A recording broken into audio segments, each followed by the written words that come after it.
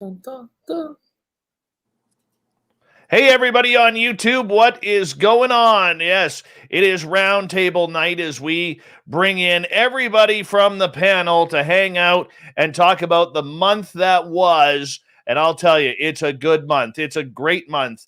And we are glad to have all of you guys here. Starting off in the gold medal position, we have the gorgeous Emily Bigelow, otherwise known as Alaska's greatest athlete. Number 2 goes to the silver. We have Race Fan in the silver medal position. I don't know why, but he's in silver. I can't figure out who's in third because the chat room moved too fast and it's already disappeared. So, Katie, you automatically get the bronze. Hello, Cloudy. How you doing? Andrew, I know you're trucking somewhere, so make sure you honk that horn for us. Hey, Ed Clador, how you doing? Steph Dickey, you're looking gorgeous in Florida tonight. And moving on down, we have the lovely and talented Jessica Lee, who's finally here for a live show. Jessica, by the way, since she is a rare breed around here, will be signing autographs after the show. Line up to the right of the studio, to the right, if you don't mind. Aiden, how you doing, buddy? Good to have you back. Marky Spender, thank you so much for the Taco Bell, buddy, because I cannot wait for that to go through my system. I'm telling you, dude, I pounded that shit probably in about 3.5 minutes. 2 burritos full of hot sauce. I did it, man. And I feel great. Thank you for helping me out there, bud. Moving on here. Gorgeous Renee, good to see you. Thank you for joining us. Sassy Sandra, nice to have you back. Brett Lewis is here, which means we can officially start the show. JW, welcome to the show. Appreciate you. As we move on, the Michael Leger is here, everyone. The Michael Leger. Also, I should make mention, Ed Clador, by the way, will be signing autographs. Line up to the left of the studio. Line up to the left, if you don't mind. Joshua, nice to have you here. Great to see you. Olav Phillips will be on our panel. He's in the chat room. Hi, Ken in Texas. How you doing, my friend? Dirty Filth, good to see you. 416, how you doing, my brother? Nice to have you here. Scrolling on down, hey, Kings. Steam Train Mark in Australia, thanks for the update, letting us know we are alive tomorrow in the future. Hi, Ibarata. Hi, Tewaz. How are you? Thank you for coming on in. Kurt Seltzer with a splash of lime is here. Double Tim, good to see you. Hi, John Swan. And let's move on down here. Mondak, what's going on, my friend? The X-Quest and Cherry Pepsi Mike are here. All right, let's, it jumped. Hi, brother Eugene, how are you? Hi, lovely Shar. The gorgeous wrench, Kira is here, everyone. Uncle Dale and his power stash are here. Remember, if you rub Uncle Dale's power stash, you will get good luck for 2 full days. Gorgeous Tammy, nice to see you. Hi, Kyle Howell, nice to have you here. Mark Ellens and Nicola, good to see you guys. Big Dog, Robert Two Crows, thank you for coming on in. And let's see here. Did I miss one? J1, good to have you back. Rodrigo, good to see you. And the lovely and talented Helena is back. Give everybody a wave if you don't mind, Helena, because we know you like a good wave back. All right, let's see. Who else is here? Oh, look who it is. It's our resident witch, Lynn Wallington, everyone. Lynn Wallington. Yes, good to see you, Lynn. Escape from Blue Jersey. Nice to have you back. Chill Farm from Brisbane. Thank you for coming on in. Aussie, Aussie, Aussie, oi, oi, oi to you, Bombshell Bomber. Nice to have you here. All right, we are caught up. We are caught up. I'm going to bring in the panel here so you guys could see who I'm staring at. And I'll even turn their microphones on so that way they can hear you. All right, here we go. Here we go. Here we go. I don't know if you're excited, but I am. All right, there's the lovely and talented Lynn Wallington, who no longer has unicorn hair, but she does have a lovely Tinkerbell haircut right now. We have the gorgeous Olav Phillips. There he is, wearing his Mickey Mouse ears. Ben from UFO Garage. You know what he does before a show? He goes in front of the mirror and flexes. Bryan Bowden, he's got 791 podcasts right now going. That's all he does is podcasts, and every one of them he does for free, you know. And a new guy here for us. He's on Saga 960, same as us. We broadcast on that great station. He has a brand new wrestling radio show called Ringside Heat. Lex Tan is with us. Let's continue with the roll call here. We have the lovely and talented Tristan Stevens is back. Van Gogh, good to see you. Our Sprockets, thanks for coming on in. And who else do we have? Oh, there's Brian Bowden. And yeah, I think we're still caught up. Okay, we have 30 seconds, everyone, until we get the panel rocking and rolling. We get this thing moving. A good way to support this show is by hitting that subscribe button if you haven't already on YouTube or Twitch or followed us on Twitter. Ed Clater, thank you for the super chat. And the super chat is a great way to support what we do as well.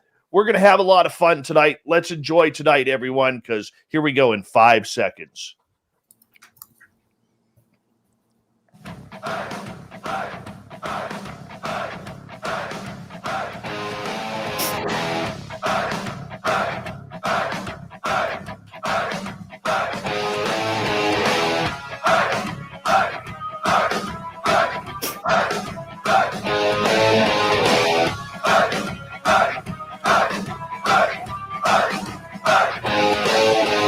From the mountains of central British Columbia to you listening around the world, this, my friends, is Spaced Out Radio. I am your host, Dave Scott, sitting in the captain's chair of SOR headquarters. We welcome you to tonight's show on our terrestrial affiliates around North America, digitally on TalkStream Live, Revolution Radio, and KPNL. If you want to take a listen to our archives, they are free for you by going to youtube.com/Spaced Out Radio. Just do old Davey the favor, hit that subscribe button. Follow us on Twitter at Spaced Out Radio and on Instagram at Spaced Out Radio Show. Our website is spacedoutradio.com, where we have a plethora of features for you, including rocking out to Bumblefoot and reading up on Captain Shirk's SOR Newswire. Tonight's show is brought to you by Chive Charities. Help make the world 10% happier by visiting Chive Charities today. You can find them on our website. We end each month looking back at the month that was with the SOR Roundtable. This is where I bring in a bunch of friends and we chat and yammer about all the weird and strange things that happened during the month of April. Tonight, we are joined by new Saturday host Lynn Wallington.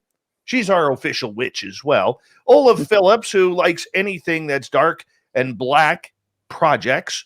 Ben from UFO Garage, because Joe's power went out while he was literally flat ironing his beard. Lex Tan from Ringside Heat on Saga 960. And the man with 741 different podcasts, Bryan Bowden. Now, our guests have no idea what the questions are going to be. This is an open forum. Everything they do is going to be off the cuff and off the top of their head. So with that, we're going to get right into the UFO field here because, heck, why not?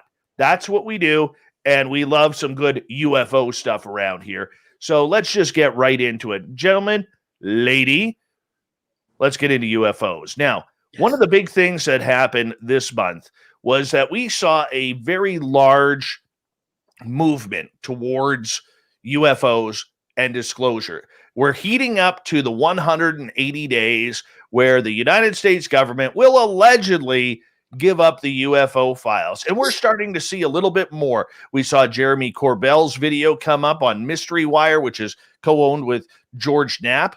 All right. We have government officials talking about this. The mainstream media is talking about this. This is a massive, massive topic this month. Now, Ben from UFO Garage, we're going to kick things off with you on this topic. Do you think we're getting closer? Because I'm starting to feel some real big excitement here. Bubbles. That's all I'm going to say. It's bubbling up. I can feel it. Can you feel the energy happening, man? Like every day I open up my browser or Twitter or Facebook, some new articles coming out. It's constant.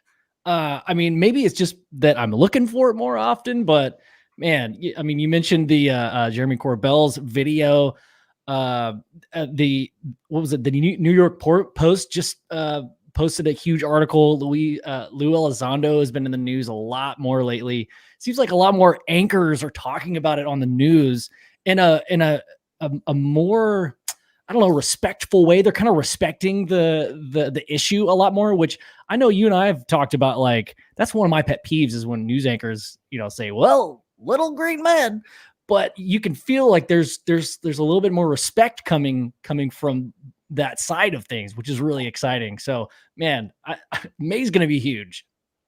I absolutely agree with you. I'm going to be honest with you. I'm getting excited, and to be honest with you, I think I'm pretty on top of things, but I feel way behind.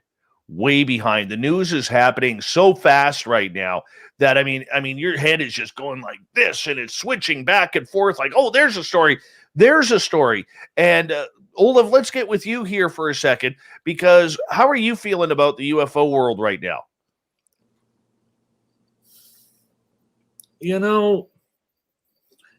Every time this happens, it goes nowhere. I mean, it's like you asked me this before, right? It's Roswell case closed all over again.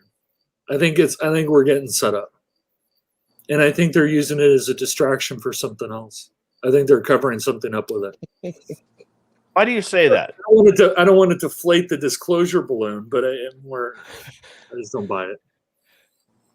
Oh, that's not very positive, my friend. No, I'm Debbie Downer. But I actually think that's more exciting because I think, if you look behind all, TTSA and their spook factory and all these guys that are coming out of it that are straight up spooks and heavily connected into the military industrial complex, I think there's something far better behind it than what you're seeing in the front. I think this is all a smokescreen.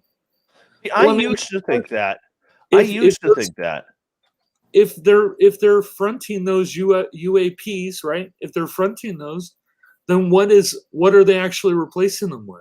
They only tell us about this crap after they've already built something that's way better, right? They decom the U2 for the SR-71. They said, here's the SR-71.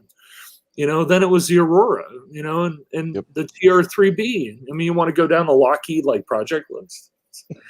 They're hiding something, and I think what they're hiding is far better than what we're seeing. Oh, I'm not denying the toys. I'm totally not. Toys is the understatement. Remember what Ben Rich said at the Caltech alumni dinner. I always tell you this. What did he say? We've already got the technology to get ET home again. No, he said, not only do I have the technology to take ET home, I have the contract. Wow. That's a powerful statement. So, Yep. All right. This thing is me Roswell case closed. All right, Bryan, let's get your opinion. Bryan Bowden. Yeah, I'm not going to deflate it. I'm just going to pop it. It's not going to happen. And I mean, I've been researching this, investigating it for 40 years, and it's the same setup. Something will take place in May or June that will take the attention away from ETs and UFOs and government disclosure and focus it's elsewhere, buying them some more time. I'm trying to figure out what the goal of disclosure is, because frankly, and I say this all the time, we don't live in a very friendly world. So as a government person, if I was president, I never released the fact that we have what we have until we had some kind of utopia, because it's going to go against us. But I don't see it happening. I mean, I don't like, To the Stars, Spook Academy. I know too many people in that business, and it's all lies and it's deception. It's smoke and mirrors, and they already know what we have. Most of them probably do know what we have. A lot of them have worked on some of these projects and in initially bits and pieces, but they've seen these crafts come to to the forefront. We are about 150 years ahead of everybody, in my estimate. And we don't need to disclose it. The only reason why I think disclosure will take place, or why people want it, is because they want an "I told you so" moment. I told you. See, I wasn't crazy. Look, I wasn't crazy. But anybody that's experienced these crafts, anybody that's experienced missing time, anybody that has constant abductions, they don't need disclosure. They know it's happening.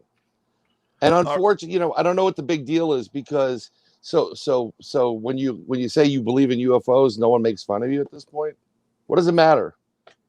I think that's a huge thing going on. In culturally being able to talk about it openly, and there's a little bit of vindication that I'm feeling that I love that happening, man. There's actual conversations going on rather than Who's this guy?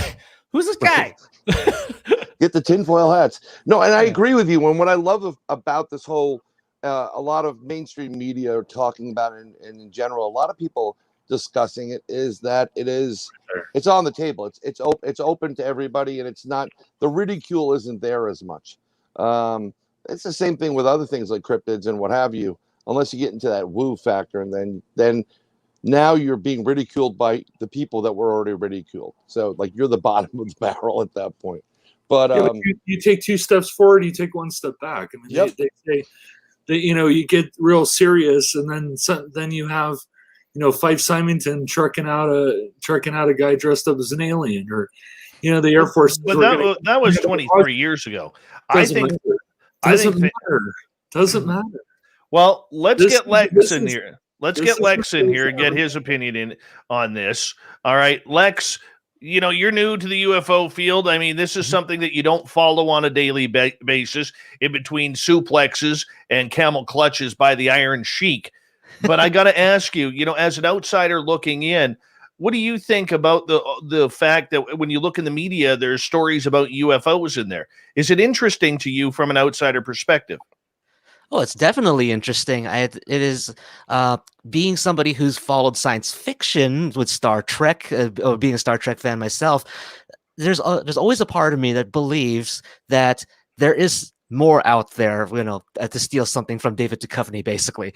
And to see it being covered by, and to hear it being covered by mainstream media, and having it, being covered by by mainstream journalists out there, it's pretty cool to see that those things are being discussed in the forefront now. And especially what happened, I think last year, was it that the U.S. government released those videos that they have of unidentified flying objects as well. So it's probably something that kind of like in Men in Black, we don't necessarily need to know in order to live our lives here on Earth, but it's pretty damn cool to see that maybe Men in Black is actually happening, and maybe Will Smith might flashy thing me someday, but I'll never know. You'll never know if you get flashy. I think we all want to test out the flashy thing, man. I totally think. Now, Lynn Wallington, I'm going to bring you in on this because you're formerly of MUFON. You're formerly of the Free Experiencers group, Dr. Edgar Mitchell's group.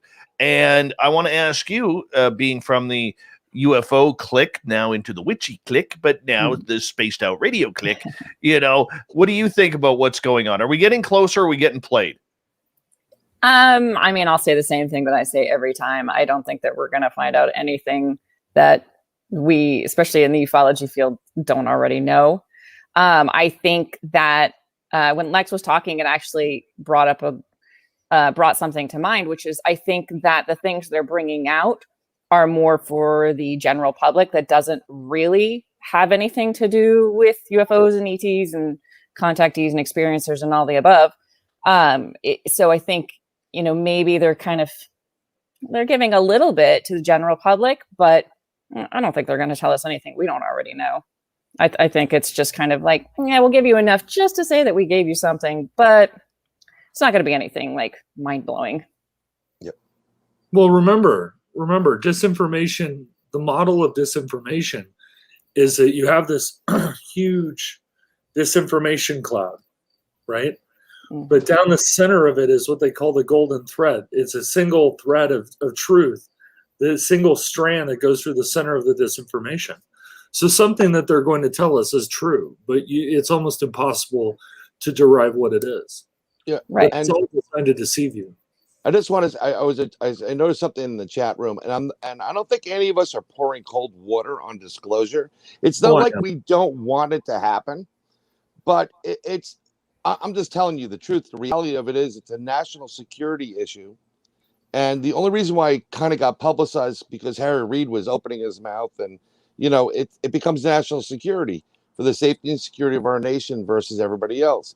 So to reveal to reveal your hand to your enemy is the stupidest move in anything. Just read The Art of War. You don't do that. I think that the difference between disclosure by the government, U.S. government, and disclosure by extraterrestrials, and they will make their disclosure known when they feel right. The U.S. can say whatever they want. Yeah, we have 7 crafts. We've been reverse engineering it, and they could leave it. But it's not a leave it type of thing. Once that happens, it opens the door, and everybody's going to start hammering them. So they'll be very vague, smoke mirrors, give you little tidbits here and there, and then they'll pull back. I also go ahead. Oh, okay. I was just going to say, I don't think that there ever is going to be a big disclosure moment. I think that little bits and pieces are going to get leaked here and there. They're going to feed us little things. And so it's just going to be kind of assimilated into society. And eventually we're all just going to be used to it. I don't think that there's going to be any big like, hey, this is what we have and this is what we've known. I don't think we'll ever have that. I think it's just going to be little bits and pieces here and there. Well, I also want to, I do want to pour some cold water on it. Look, most likely, most of the information that exists, if there are extraterrestrial craft at all, most of that information is locked in a vault at Lockheed. That if you look at the way the world works, right? The U.S. government, after probably about 1950 or 1960, probably doesn't have any UFO information. After Blue Book, they probably don't have any information to release. It's all sitting at Lockheed. And the thing about it sitting at Lockheed in a compartmentalized program is that it is not FOIA-able. You cannot FOIA Lockheed and say, give me your information about UFOs. That's how they do this. That's why they do it that way. You look at Luis Elizondo. Luis Elizondo never worked for the DOD. He never worked for the Pentagon.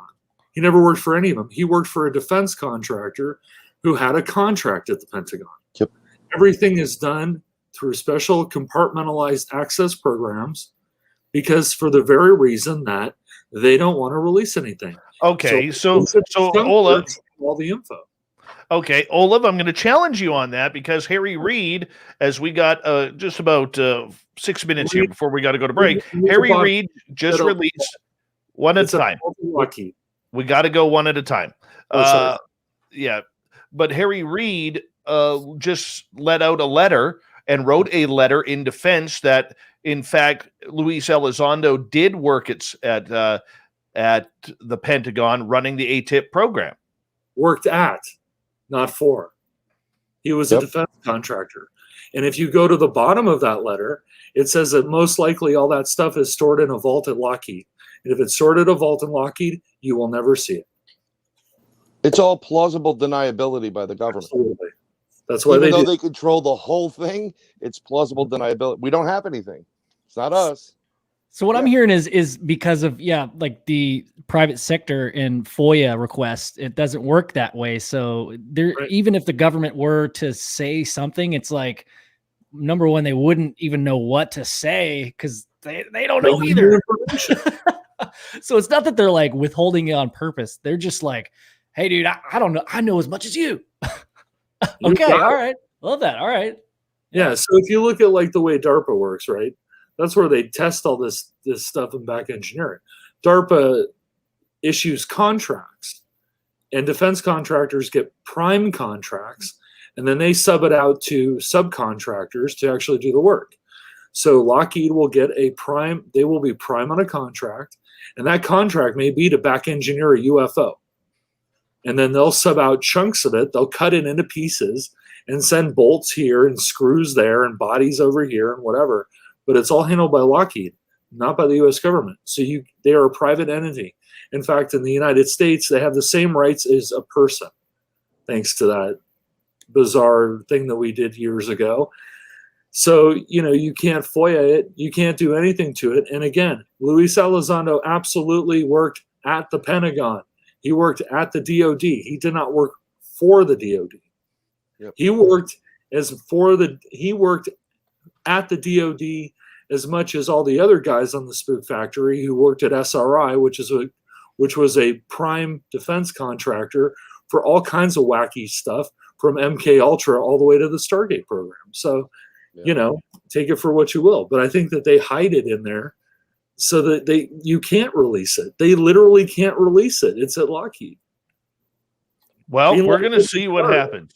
We're going to see what happens over the next little bit here because over the next oh, geez, 45, 50 days, we're going to see a lot more news. Apparently, there's more videos that are slated to come out. And, we're going to continue with this topic till the bottom of the hour. And then when we come back after the break, I want to get your guys' opinion on why now, because I have a theory.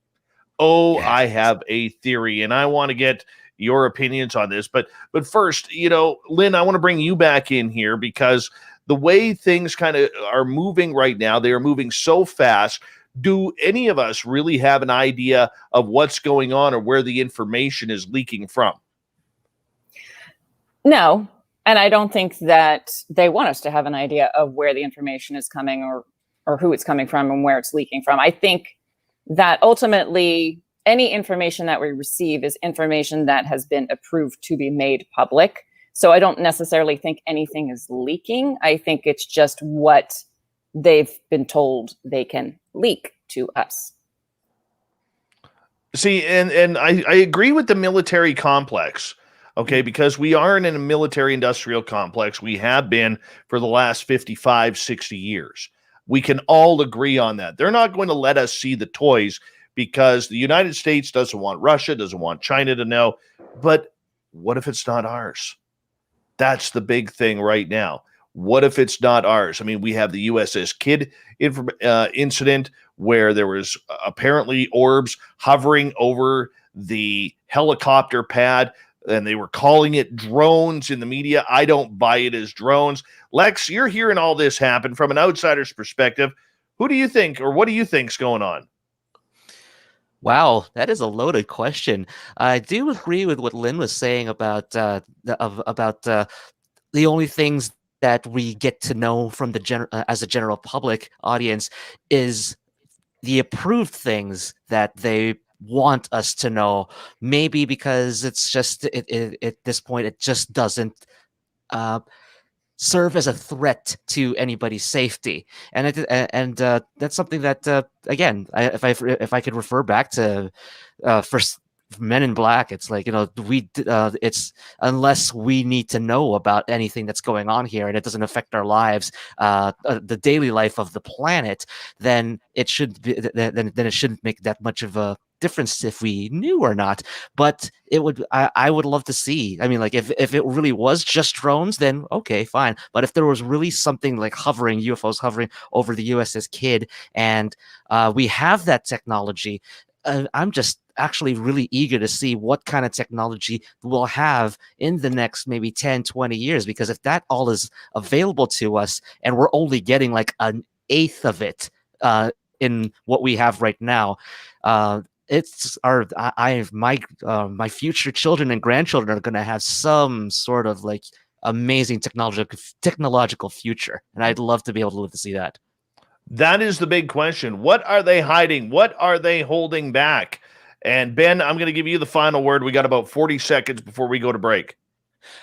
Okay. Yeah. So, I mean, you said something about why now. I've got a crazy theory, and I think it might take a little longer, but it has to do with the ocean, man. Why now? What's happened in the past 8 years? Well, for one, we can chemically say that the ocean has changed in certain areas, and there's a lot more water than there is land on the Earth. And maybe it's not interdimensional, maybe it is, but it could just be our neighbor in the sea. I mean, I don't know if you read that article. I think there's something to it, man.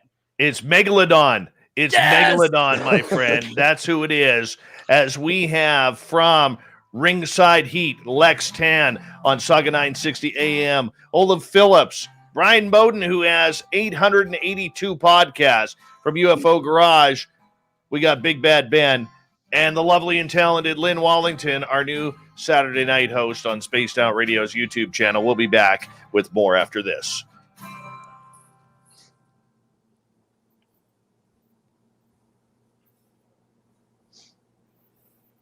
All right, guys, we're clear. Woo, baby. Okie dokie. That was a fun half hour. Mm-hmm. Yeah, that was cool. Time to change the light. Going green. Nice. Fancy, Ben. Making some investments. Away you go. So, Lex, just so you know how we work, technically we're not on terrestrial radio right now. We cut it up in the segments for terrestrial radio. This show will actually run Monday on Saga. Oh, I see. Okay. So that's how. So technically, we are on radio break right now for our terrestrial stations.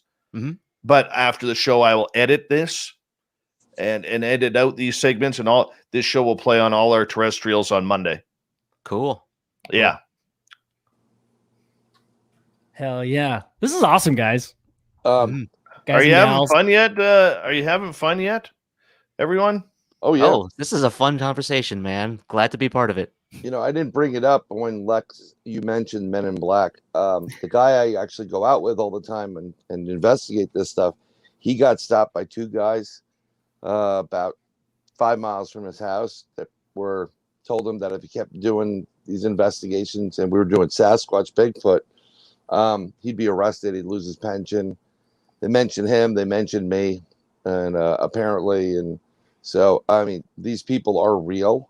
I didn't experience it, but I trust this guy 100%.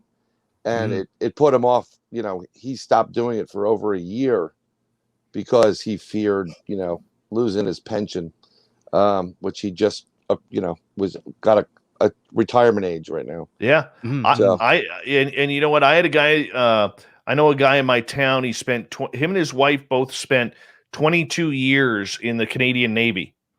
And he was telling me stories about some of the stuff that they were seeing out in the sea. I'm like, dude, I said, let me put you on record. He goes, I have my pensions, man. Yep. You're not, I'm not taking any chances with that. I am totally not. And I said, well, I'll leave your name out. He goes, let me think about it. I haven't talked to him in 3 weeks. Oh my God. Wow. Yeah. And I know he's ignoring me now. Because he doesn't want.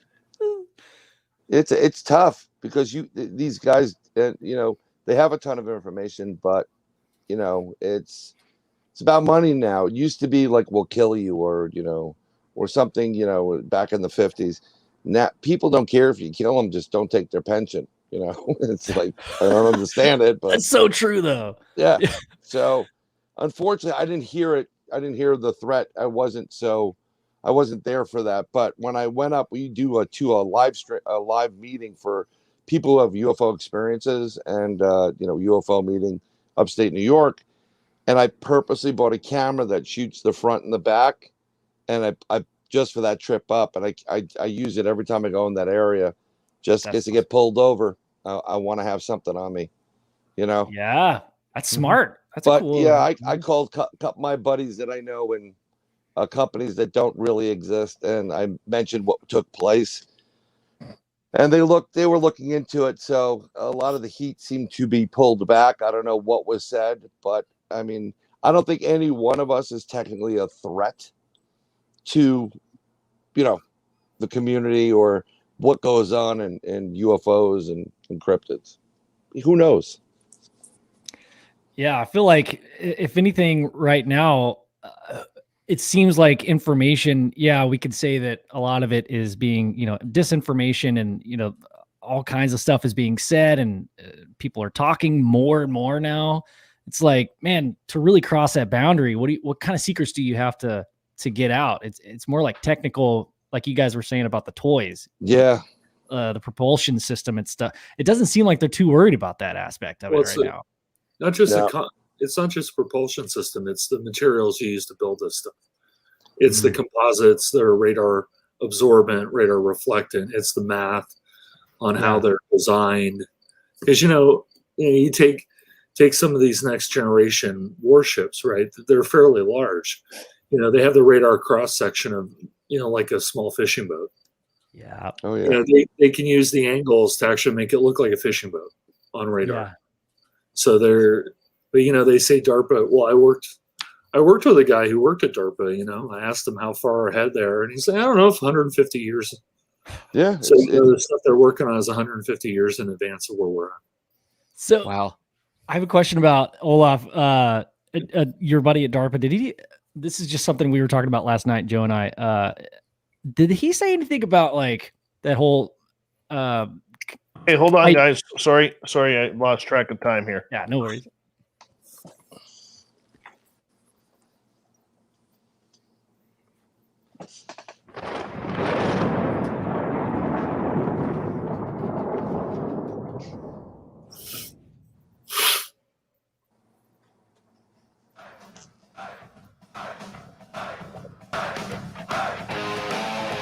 Second half hour of Spaced Out Radio is underway tonight.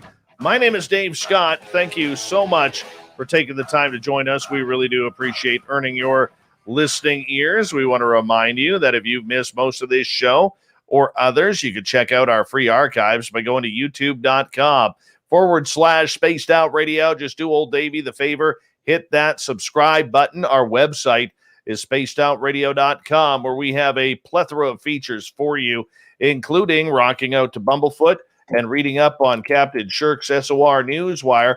Follow us on Twitter at Spaced Out Radio and on Instagram at Spaced Out Radio Show. We continue on with the Roundtable tonight. Olav Phillips is here from Paranoia Magazine, the man who has 1,366 podcasts. Bryan Bowden out of the great state of New York. Lex Tan from Saga 960's Ringside Heat. I got it right. Ringside Heat. From UFO Garage Podcast, Ben, we don't know where Joe is. He just disappeared. We think the Men in Black may have got him. And, of course, Saturday night special, Lynn Wallington coming up on Spaced Out Radio. She's going to start here in about a week. In a week. I know, Lynn, I'm so excited for you. I'm excited for me, too. You should be. You should be. You know, do you want to talk about your new show while we're here? Yes. Yes. Yeah. I mean, I guess so. I hate to take away from the rest of everything. Well, But you go right ahead, because we're going to do the same thing with Lex next. okay. Yeah, so it's just, I mean, you know, we're going to talk about all things witchy, UFO, paranormal, all kinds of good stuff. So my first guest is going to be a good one. So I think everybody will enjoy him. You won't even tip me off, and I own the station. I know. Surprise. This is great news. This is awesome. Thanks. Yes. We got her all set up, so she's going to be broadcasting live on YouTube, and that'll start at 9 p.m. Pacific, midnight Eastern. It's a 2-hour, not a 3-hour. One day she'll go up to the 3. She'll be like, I need more. And her boyfriend Dave's going to be like, no, you don't. No, you don't. Get to bed. Oh, yes. But we're going to have fun with it as well. Thank you for joining the team, Lynn. We love you here. Oh, thank you. We do. I'm excited. And our new good friend from Saga 960 Radio, Lex Tan, I already screwed it up. Ringside Heat is the wrestling show where he's going to get into everything from old school camel clutches to new school wrestling and big time talk. I got to tell you, Lex, I love wrestling.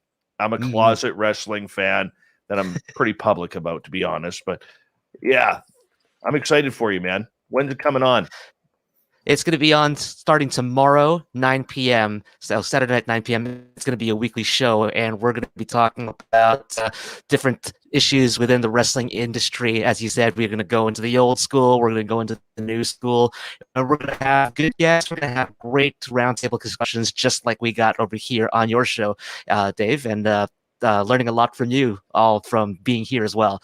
And our first guest actually is going to be new for those who watch wrestling or follow it, former WWE referee and Toronto boy himself, Jimmy Corderas. So it's he's got a lot of great stories and a lot of experiences to share, and he's a great guy to interview. Very gracious and very positive person to be around. I got to tell you, is there anything more useless of a job in life than being a wrestling referee? Honestly. Honestly. Ooh, no, that's actually being a wrestling referee is actually one of the most important things that you can do, because as Mr. Corderas said to me, you got to be doing your job so well that you're invisible in the ring compared to the guys, if you're, let's say you're Roman Reigns versus John Cena, you got to make sure that those guys shine, and you do your job to make sure that the match flow goes well. You make sure that you don't count an accidental 3 when you should only be counting 2, and you got to make sure that you're always in communication with the people in the back who are directing the show, and also feeling the crowd at the same time to know when it's time to hit those big spots, and to make sure that that the best finish comes through. I got schooled right there. All right. Why now? All right. That's the big topic here as we continue with the roundtable tonight. Why now? Why all of a sudden is UFOs and the potential of disclosure the hot button topic that is taking off? Now, last roundtable, we asked this same question. However, the news has not slowed down. But old Davey's been doing some thinking in the shower while sitting and doing my thing in my office at work, while driving around, looking up in the sky, after Spaced Out Radio, when I stare up at the stars at night, and I'm wondering, why now? And I've come to two theories on why I think UFOs are in the hot seat right now. Number one, and on a scale of 1 to 10, I don't believe this, but I'm going to put it out there. We could be in for an alien invasion false flag. Number 2, which I do believe, and I'm not going to say how, who, what, when, where, or why, but I do believe this one. I think we've had contact. And I think there was probably a date given. And that's the reason why I'm not saying how I know this or if I know this. All right. But this is where I think that we are the reason why we are now getting into the why now. Because the why now question is being asked by no one but us. No one. Ben, I see you kind of pondering there, man. What do you think?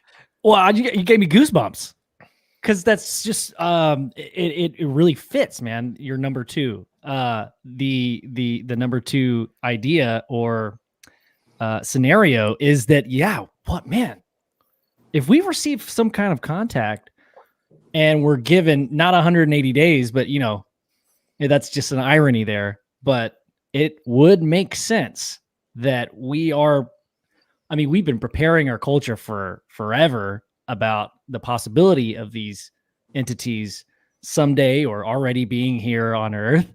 But man, to kick it into high gear like the media has been doing recently, I think that fits, man. I think you're onto something there. All right, Lynn, do we have a date?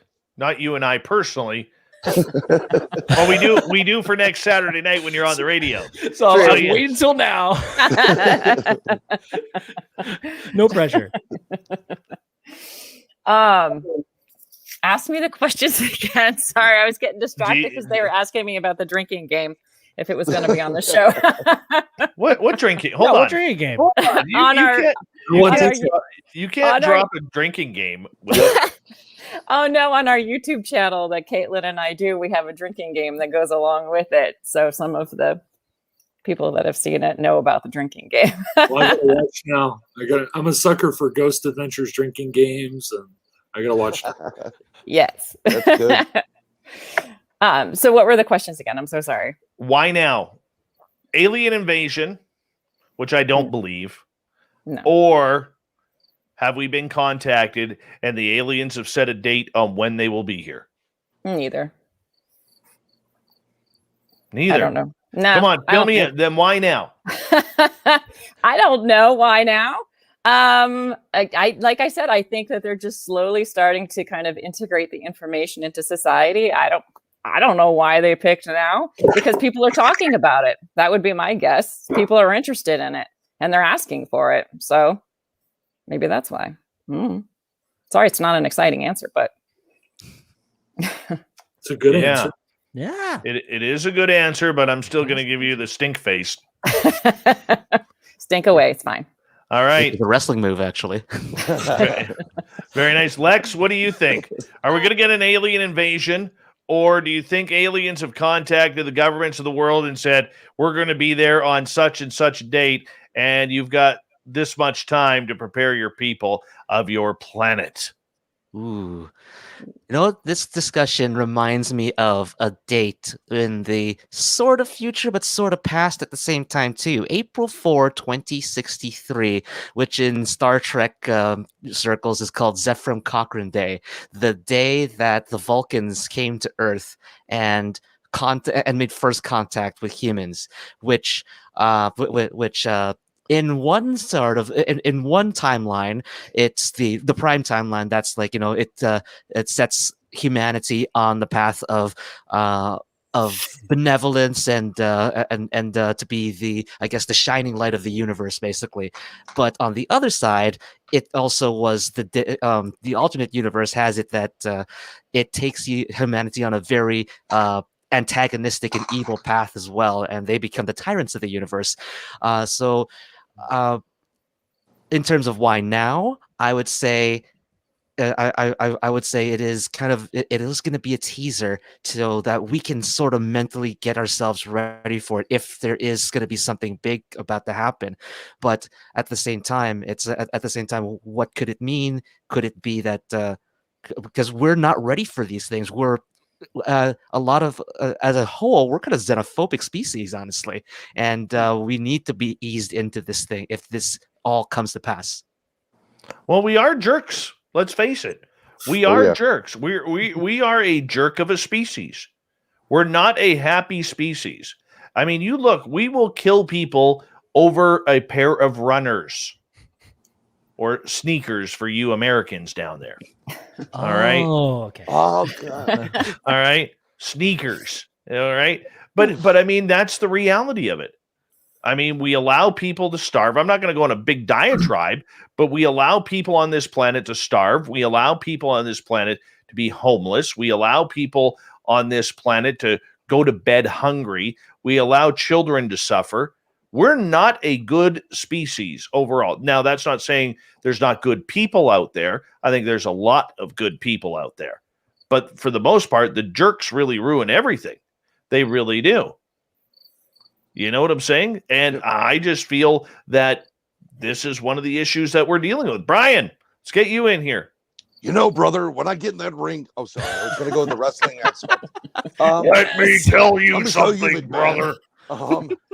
So there's a lot of things going on here. I know that there's a certain doctor that has like a cult of followers that has been promoting this blue beam and evasion of UFOs and alien craft, whatever. I don't think that's going to happen. I don't think I know from research, I mean, I've never met them, but we have been in contact numerous times with numerous different types of extraterrestrials for decades. That being said, I think the only reason why now is because with other countries coming out with some, releasing whatever files they have or information, it's our turn now. And, we're not going to fall for that one. But something that's very important and no one's focusing on that's non-alien based is what's happening outside our planet right now. We are in a huge debris field. And they don't know where it's technically coming from. We're also being pummeled from the rear of the planet or the dark side of Earth compared to the front with the coronal mass ejections. If you just look at what's going on here, could possibly we be experiencing some kind of large, planet or something coming back into our system, and we're going to have to explain it some way? Like, well, what's that all about? Because we already know that, I still include Pluto as a planet, and I don't care what Tyson says. Pluto is a planet. Pluto is a planet. And he grew up only a couple of blocks from where I am. But so I think there are other things that are taking place outside that are going to affect us, where people would be looking to some kind of extraterrestrial answer. That's happening, astronomically. Other than that, I don't know. I just I just think it's the flavor of the last couple of years. Harry Reid brings it up. It's in the news. The news catches it. It's a buzz thing. But in general, it is what it is. We all know they exist. I don't know what else they're going to do. I don't think there's going to be a fake invasion. You don't think so? Not at all. Olav Phillips, your thoughts? Well, I definitely don't think it's going to be blue beam. That there's been no evidence of blue beam ever in the history of the universe. I think we've had passive contact with aliens at various points. I mean, this is the Heineck Valley thing, where it's 10% or less remain unexplainable. But I think that if we're looking for a reason why, I think really a lot of it has to do with where we are. And, the astronomical explanation is a very interesting one. Get to that in a second. But I think it really comes down to, us and the Russians and the Chinese, we're trying real hard to restart the Cold War. And the Cold War is a very important economic boost, right? The way we got pulled out of the Depression was World War II. I mean, these are, guns sell. In fact, you were talking about letting people starve. In most parts of the world, it's cheaper to buy an AK-47 than a gallon of water. It is easier for me to buy an AK-47 with as many bullets as I want than to feed my family. So I buy an AK-47 to rob people to feed my family. That's the kinds of things that happen. But I think, we're trying to start the Cold War again. And if you're going to have the Cold War, you need fear. And so we need to have some weird stuff flying around. I don't want to get bleeped. Having some weird stuff flying around in the sky that we think is Russian or Chinese, or they think it's Russian or American or Chinese or whatever. East Asia is always at war with Oceania and Eurasia. Then Eurasia is always at war with Oceania and East Asia, and it kind of rotates around from 1984. So I think that's where we're at. One interesting thing about the astronomical thing that he was talking about is that there's a kind of interesting show that actually premiered on NBC. I don't generally watch the main networks, NBC, CBS, ABC, but there's a show on there called Debris, and the whole point of Debris is that they detected an alien ship passing through our solar system that was disintegrating, and a lot of the debris, the wreckage from it, crash landed on the Earth, and it has these bizarre properties. I think that's reinforcement, subtle reinforcement of the narrative that there's something going on, and we're going to be told about it. And whoever it is, Dr. Cult Leader, he's going to summon some blue chicken people, from some other planet, and they're all going to save us. But it is interesting that at this time, a show like Debris comes out. When the UFO experience was kind of breaking the mainstream, you had X-Files come along. I mean, they kind of coincide. So, but no, I don't think there's a date. I don't, I'm always interested in the story of Holloman Air Force Base and Eisenhower, supposedly meeting the aliens, and Richard Nixon taking Jackie Gleason out to show him the bodies. And that one actually apparently has some credibility, but, I don't think they're going to land on the front yard of the White House and say, hey, we're here. No. I got to ask you right now, who has the crickets? I muted my microphone. So did I. That's got to be Olav, because he's in California. No, dude, the crickets sound awesome in the background. They do. They sound nice. I like Yeah. Fire. Yeah. Yes, unless you got mantids back there. Are they mantids and not crickets? Olav's got mantids. Mantid. Yes. Yeah. Setting up Yeah. the Yes. sharpen the spikes. They're coming. That's right. My part of the discussion is this, guys, as we kind of continue on through the top of the hour. We got about 4.5 minutes to go here with the first hour almost complete. I really do believe, and I know I'm going to be in the minority here, but I really do believe that there was some sort of contact made. Now, I also believe that we've had contact for years. So let me rephrase the question. If we have had contact for years, are we getting closer to that date of arrival? You don't think so, Olav? No, I don't. I have no doubt that UFOs are flying around in the air, piloted by aliens or interdimensional beings, whether you like aliens or ultra-terrestrials, whatever flavor you like. But I have always maintained that they are studying. And the way that I think about it is that I'm going to date myself, but when I was a kid watching Battlestar Galactica, right around then I'd watch a show called Mutual of Omaha's Wild Kingdom with Marlon Perkins. Yes. Who didn't watch that? My favorite episode of Mutual of Omaha's Wild Kingdom, Marlon was a unique guy. He actually did stuff, unlike Jacques Cousteau or the people of that era. He didn't just stand there and go, well, those are the buffalo. So my favorite episode of Wild Kingdom, Marlon went up with a tranquilizer rifle into a helicopter, and he was chasing a herd of buffalo. And so he finds this poor buffalo, and he decides, well, that's the one. And so he shoots it with a tranquilizer rifle. They land the helicopter. Marlon gets out. Suddenly, the vets and all the researchers descend on this poor buffalo, and they tag him. They put the tag in his ear.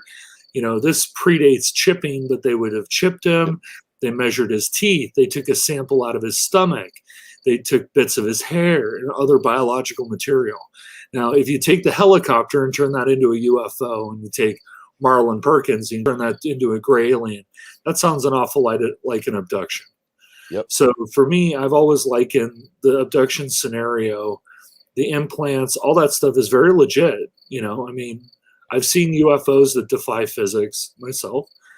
I think that some of them are alien or ultra-terrestrial in nature, but I think that they're doing what Marlon was doing up in that helicopter with a tranquilizer rifle. And if that's what they're doing, having studied anthropology, the one thing that you learn not to do is to go walk up and say, hey, I'm here. Well, there are some people like Chagnon that have done that.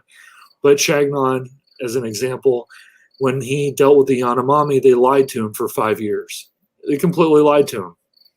They took his shiny trinkets and his pickaxes and shovels, and they told him absolute BS for 5 years until basically he married a Yanomami woman. Then they told him the truth. So, I don't think their game plan is to land. Or they would have done it. So somebody's going to marry an alien. All I'm going to say is Marlon Perkins looked about 85 years old when he was 32. Yep. Yeah, he was a badass up in that helicopter with his tranquilizer rifle. I'll tell you that. I use the same example when I talk about what's going on with UFOs and abductions. It's the same thing. We're now all part of the Mutual Omaha's Earth Kingdom, and we're probably number one on Well, we're the apex predator, right? Yep. So if you want to know what's going on, you take the apex predator, because we can dominate all other species. So we're at the apex of the pyramid, so you take them. But you also want to take cows, because why do you take cows? Because we eat them. Yep. They take pigs too. They take horses. The mutilations, they go all the way from people. There are cases of human mutilations, like in Brazil. There's a story from John Lear about a B-52 crew in Vietnam that they found. But horses, they take pretty much anything that we eat ends up on the abduction list and the mutilation list. So, they take a lot of cows. We eat a lot of cows. And who doesn't like a good steak? Let's be honest. A vegetarian. But it's not necessarily all about science and tagging and bad. By the way, let's just get it out in the open. Lynn started eating meat again. Congratulations, Lynn. Congratulations, Lynn. Congratulations. Can I digress for a moment? When I was in college, I was a vegetarian for 3 years. Do you know what made me not be a vegetarian? Meat. A Wendy's cheeseburger. Oh, yeah.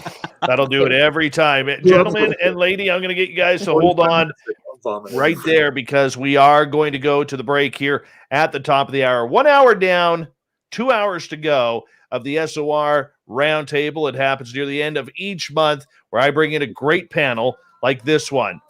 We got Lex Tan from Saga 960's Ringside Heat. We have Brian Bowden, 182 podcast live right now. Olav Phillips, Lynn Wallington from UFO Garage. We got Big Bad Ben and myself, Dave Scott. Hour 2 of the Roundtable is next.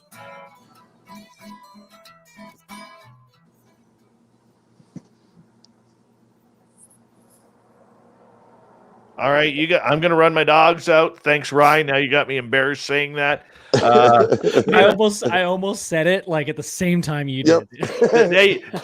Right till you die. Run my Did a dogs out. video on his YouTube channel that literally is about me to the music "Who Let the Dogs Out" and me saying I'm going to let my dogs out. No It is way. yeah, it's amazing. Dude, that's amazing. Somebody Okay. post that link. Princess Yeah. Denali, can you post that link in YouTube if you don't mind? Yeah, I gotta see Freaking that. awesome. That's I'll be right awesome. back, guys. You chat away with our Man. YouTube crowd. I'll be right back to you guys. Marlon Perkins, Yep. baby. I'll be right back. Yep, Marlon Perkins, and it was always like, and Jim's gonna go into the helicopter, and Jim's like doing all the work. I He was remember. because growing up, all we had was we had a lot of the Wild Kingdom, but Oh, as yeah. far as this type of genre is concerned, all we really had to deal with was like In Search Of. I mean, they did a couple of shows, but that's where I got my stuff. I'm a '70s kid, growing up in the '70s. Over here, I have the soundtrack to In Search Of on LP. Great. I have a whole In Search Of collection. It's I'm obsessed about it. and it's funny, we didn't even have quality books or publications. No. There was one, I forgot the name of it, but it had Loch Ness and Bigfoot on the cover. It was a small paperback, and when that came out, that was like the best you can get.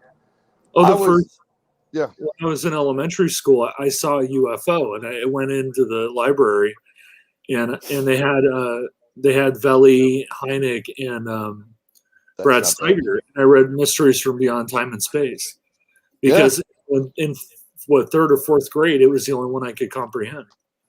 Yeah, I mean, some of they didn't even get into they wouldn't even talk about physics. It was all Buck Rogers and science fiction stuff. Brother But, Brad, though, he was a good guy, and he wrote some really good books. But he was a storyteller. Yeah,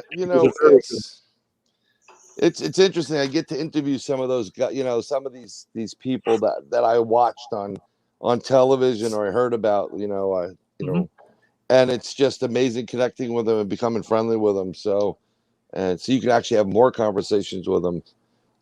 That's the best part. I mean, everything we do, I founded and direct the New York State UFO project with my buddy. And we do it because there's a lot of people that have come to us and said they're scared out of their minds. Like, what do I do? How do I stop UFOs? I have a lady in New York, upstate New York, sent me video from night cameras. And in one of these videos, you zoom in and you see a gray's head peek up and kind of turn and look around a little bit. She wants to call the military, get them out of here. I'm like, I can't. Yeah. That's the problem with these abductions. There's zero control over it. It doesn't matter, even if the military said, well, we want you to stop. The aliens would be like, instead of the middle finger, the Jamal. Well, there is a case of like the Cisco Grove where the guy like shot it with a bow and arrow, and there are some other ones where but I mean, even Barney Hill got out of the when they got abducted, they got out of the car. He pulled the 45 out from under the seat and opened fire on the thing, and it did not. Oh yeah, and it was it's Starlight in Las Vegas. I forgot the guy that has abductions all the time. He says he must have killed 50 of them already. But I'm probably not the person to talk about the interrupted journey with, because I have a different theory. But he definitely got out of the car with his Colt 45 and opened up on the UFO. Oh yeah, why not? It's a matter of record. Colt 45 in a UFO, baby. That's all I see. You know what I'm saying? All right, we got about 2 minutes, guys. 2 minutes. Yeah.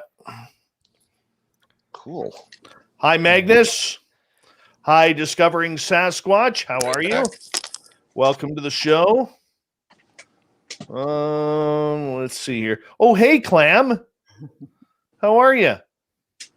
Mondak, what's going on? Dude, that Dave Let the Dogs Out video. It's so good, dude. It is, isn't it? You didn't play it, did you? I didn't over the speaker. No, I just watched it. Okay, good. Yeah.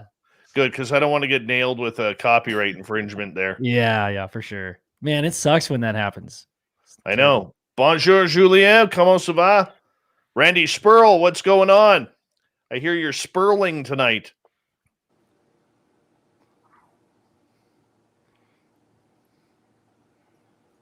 Texas barbecue, cloudy. Yes. Lynn, you gotta come down to Austin. You gotta get some Texas barbecue. I know. Well, you know Dave- what? I spent a lot of my summers in San Antonio, so I've had Texas barbecue quite a bit. Okay. I was wondering because I remember something about you being in Texas at some point. So yeah, that's awesome. Yeah, I used to go to Rudy's all the time. Oh, The Oh, San Dave, Dave wants to go Who to San doesn't? Antonio. Who doesn't? Oh my God. Hi, Yeah. Aaron. How are you? Lex, are you having fun? I'm having a blast here, guys. This is awesome. I Hell can tell yeah. by the smile on your face. She's like, I don't know what the fuck we're talking about, but I'm telling you, this is good stuff. I feel, I mean, like, yes, I'm the outsider and all this, and I'm the newbie here and everything. At the same time, I'm like feeling like I'm referring to everything pop culture, but you guys are talking about some like real stuff here, and it's just that, and so I'm just like, okay, well, maybe I could be the pop culture guy. Hey, I love Barnabas. that you dropped the Star Trek reference. I think that's awesome. Okay, guys, Yes. hold on here, okay? We're going to get going here. Hi, gorgeous Marie. Welcome to the show. Thank you to Cat Chaser, Ibarata, Olav, and Ed for the super chats. It's a great way to support what we do on the show. Here comes hour number 2. You're listening to Spaced Out Radio with Dave Scott. Follow Dave on Twitter at Spaced Out Radio and on Facebook, Spaced Out Radio Show. Here we go with hour number 2 of Spaced Out Radio tonight. My name is Dave Scott. Thank you so much for taking the time to join us. We really do appreciate earning your listening ears, especially if you're tuned in on our terrestrial affiliates around North America and digitally on TalkStream Live, Revolution Radio, and KPNL. All of our archives are free by going to youtube.com/Spaced Out Radio. Just do old Davey the favor, hit that subscribe button. The Desert Clam has set the password for tonight in the SOR Space Travelers Club. Oh, what the hell is this? Cephalonomancy. Cephalonomancy is your password. Use it wisely, space travelers, as the Clam sets the password each and every night right here on Spaced Out Radio. Our website is spacedoutradio.com, where we have a plethora of features for you, including rocking out to Bumblefoot and reading up on Captain Shirk's SOR Newswire. Follow us on Twitter at Spaced Out Radio and on Instagram at Spaced Out Radio Show.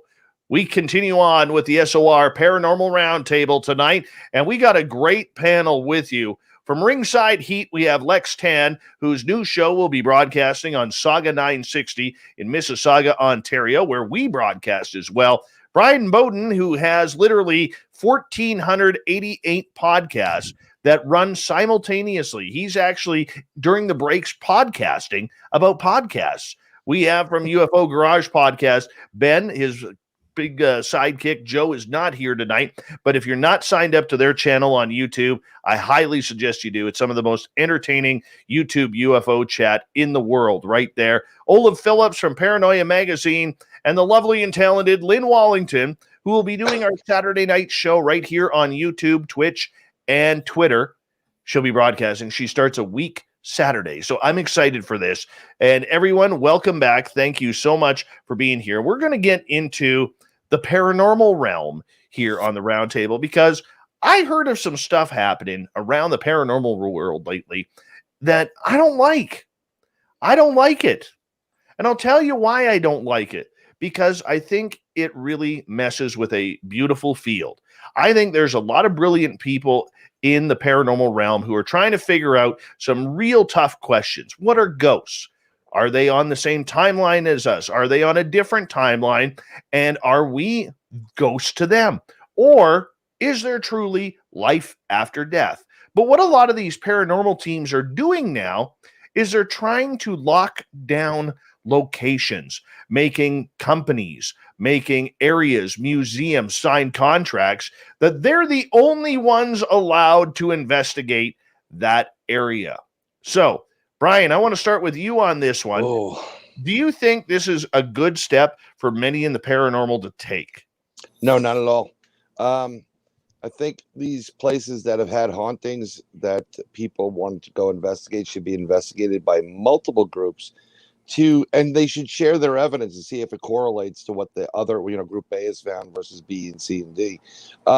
Everybody's trying to, I don't know, get their paranormal TV show possibilities brewing somehow, and it's cost a lot of money. I know people that put on these events, and some of them are great, and they're inexpensive, like $50 for dinner, drinks, dessert, and then you get to, go on an investigation and this, card readers, and that's wonderful. But other people are gouging people on this, and frankly, I kind of agree. I think you've mentioned it a couple times, Dave, that I really wish people would go elsewhere instead of Eastern State and, the same old, same old. I mean, give me a new location, give me something different, in the area.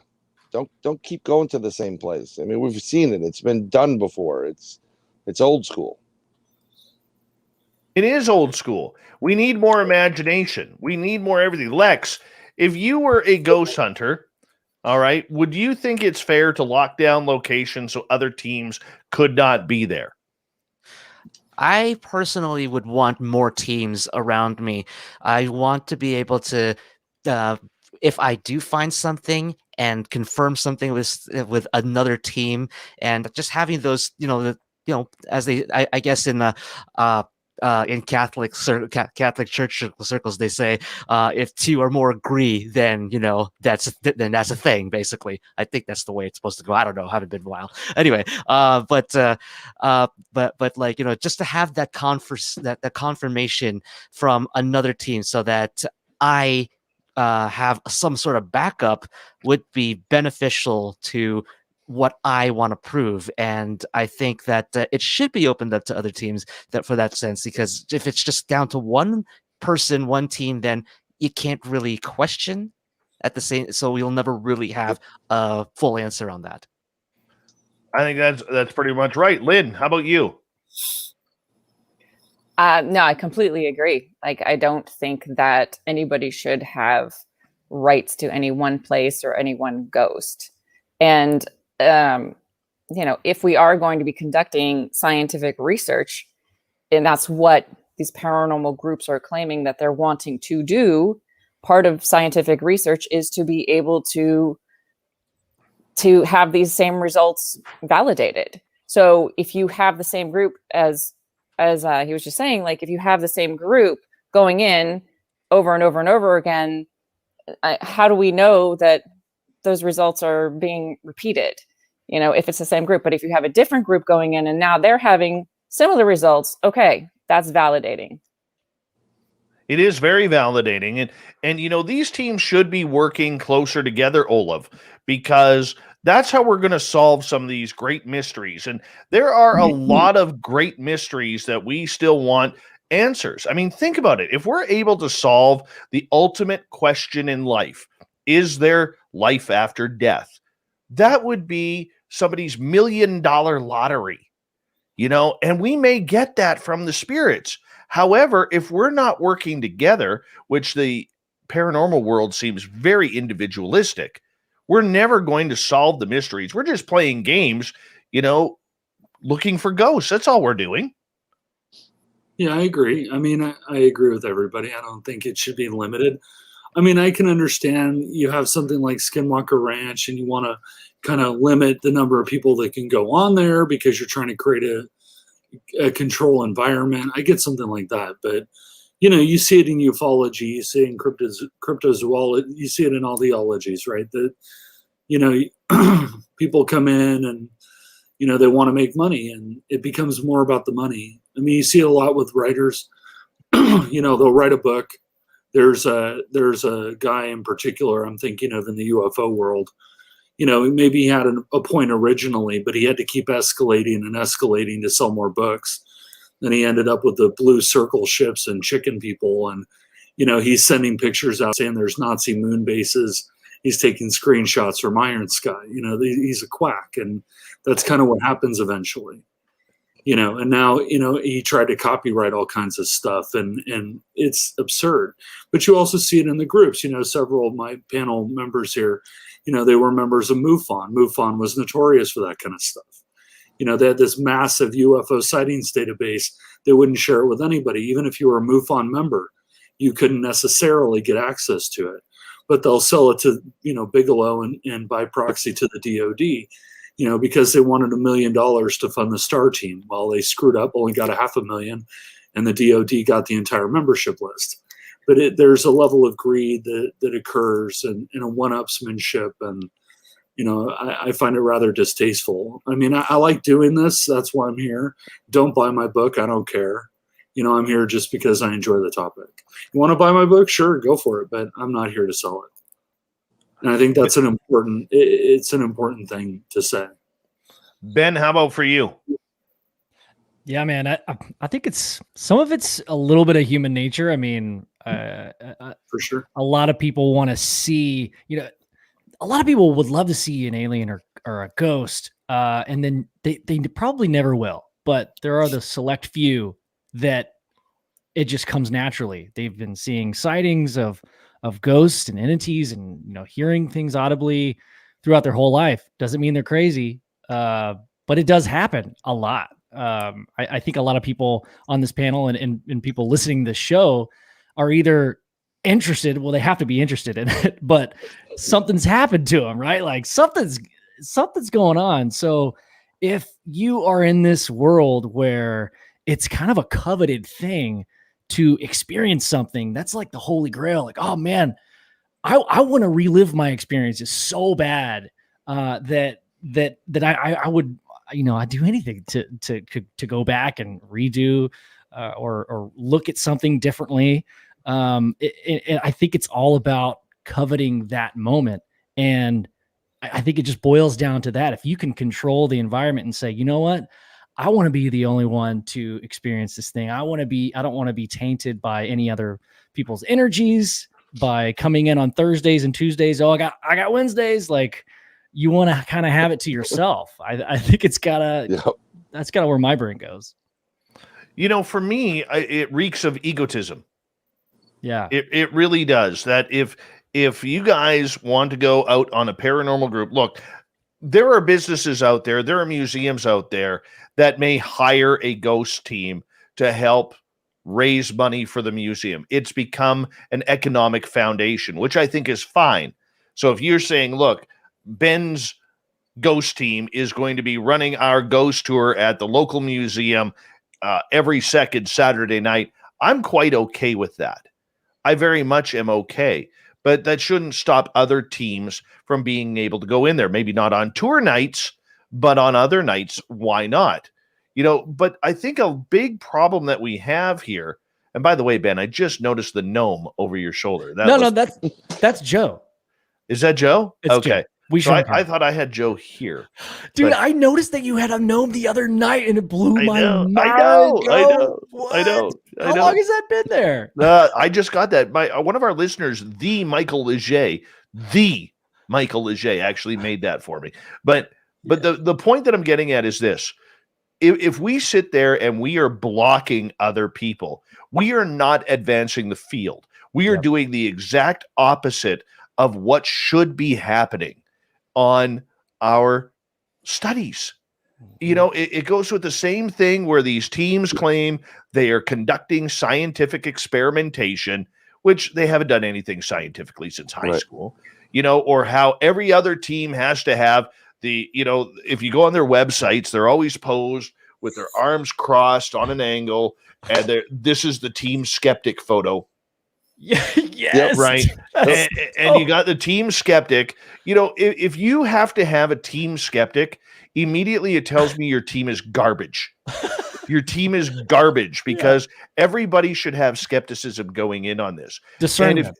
And if your team doesn't know what you're trying to solve, but you're going out to play with ghosts, that's fine. Go for the entertainment factor. It's fantastic. It's a good time. I've done it.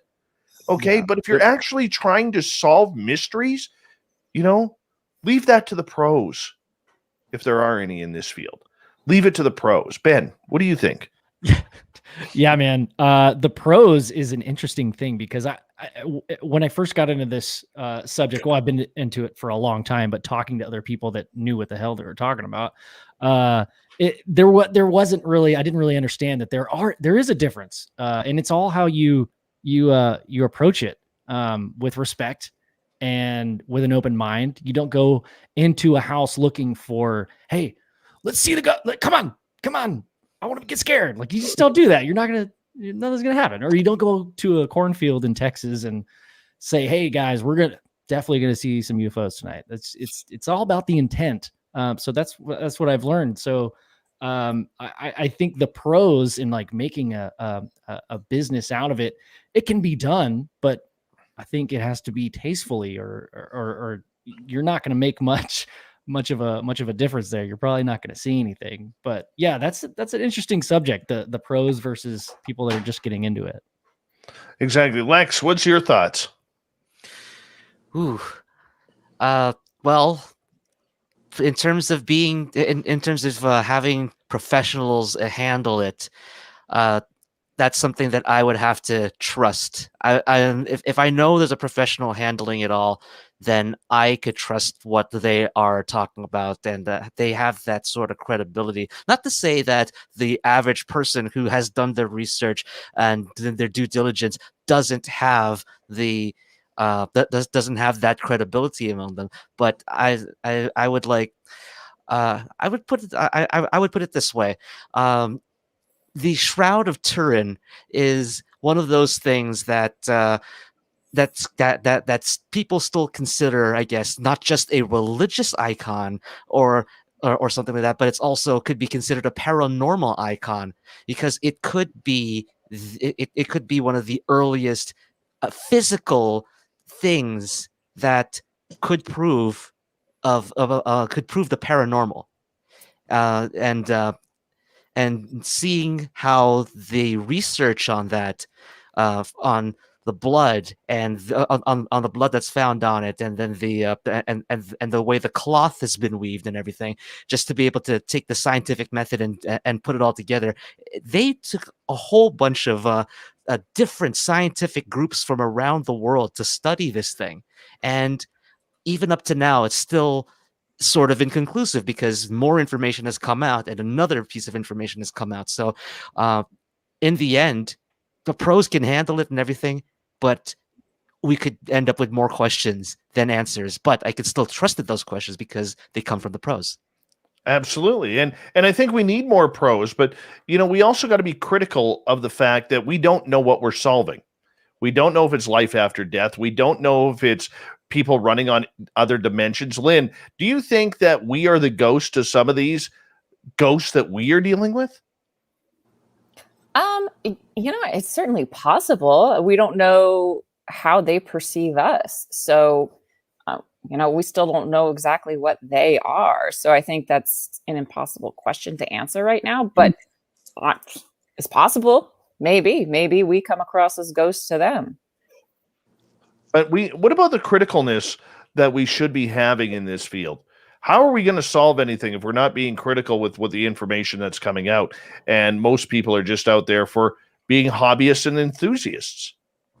Well, again, we don't know everything. We really don't know much of anything. And like a lot of science, it starts out anecdotally. And I think that we're still in the very, very beginnings of our understanding of this field. So no one's an expert. Some people have more experience than others. Some people attempt it in a way that maybe is more scientific than others.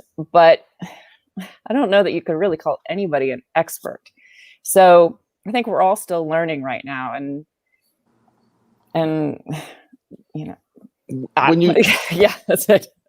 When you get into the term professional and professional and scientific, what makes someone a professional in the field of ghost investigations? I don't like calling it hunting anymore, because we're not going out there with a 30-06, shooting up someone's house.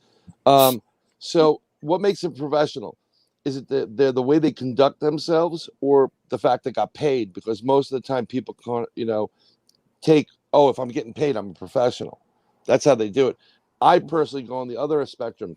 It's how you conduct yourself. And when I talk about science, I studied physics, astrophysics, and astronomy at one point, thinking about going that field, but you couldn't make money in it. I didn't want to be a professor, so I went to business. But when I talk science in there, and I agree with you, Dave, all these science terms, I'm just trying to replicate what happened over and over again. See if someone else can replicate the same, test or experiment.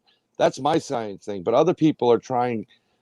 I don't know what science they're talking about, and so I think, I'm just trying to figure out who's the professional. Is the one that conducts themselves properly, or the one that's getting paid $150 per person or per couple, to run the library, the old lighthouse where old man Witherspoon lives.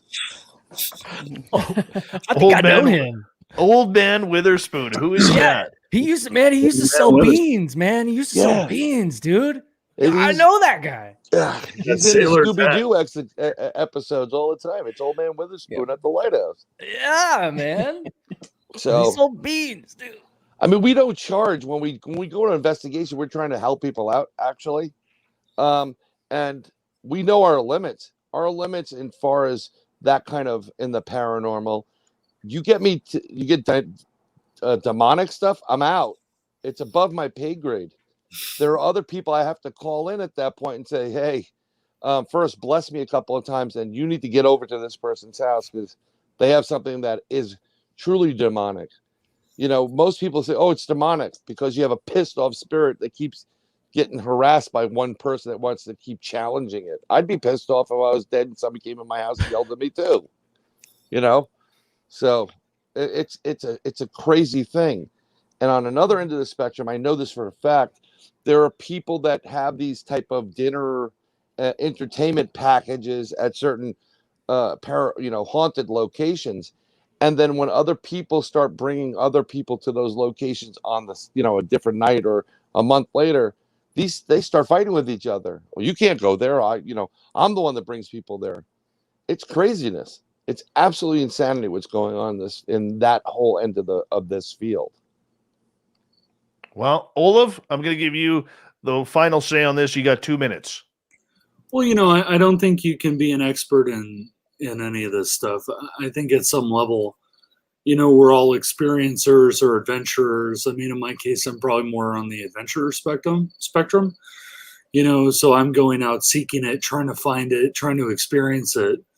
I've taken people with me. I don't ever charge them. They're my friends. I take them along. We go see some UFOs, manifest stuff, see ghosts, whatever we're doing. I mean, it's, but I think a lot of these people that are experts, they're really entertainers. I mean, you can't watch some of these shows and think to yourself, this is anything more than entertainment.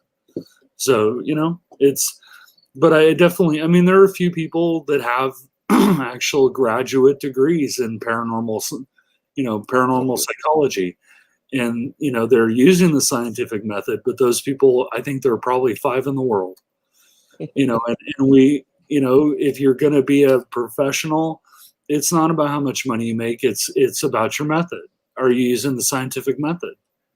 Which is very difficult. I mean, I watched an arm manifest in front of me, right? I go back there 1,000 more times. I'll probably never see that arm manifest in front of me. So I'm going to flunk the scientific method, but that's the process. You got to figure out what made that arm manifest in front of me on that night, on that time, in that location. But yeah, no, I'm very leery of professionals. We're all adventurers at some level. That's really what it is. I think as we come to a close here, I think one of the biggest things that we see in the paranormal, cryptid, and UFO world is everybody wants to give themselves a title. Everybody wants to make themselves sound more important than what they really are, and a title will always do that at every time. And I think it's sad because if people are about to be honest with themselves, honest with their research, and more importantly, honest with the public that they are sending the information to, then we really have to just be ourselves rather than be the title. Olav Phillips, Lynn Wallington, Ben from UFO Garage, Bryan Bowden, Ringside Heat host. Lex Tan. We continue with the SOR Roundtable right after this.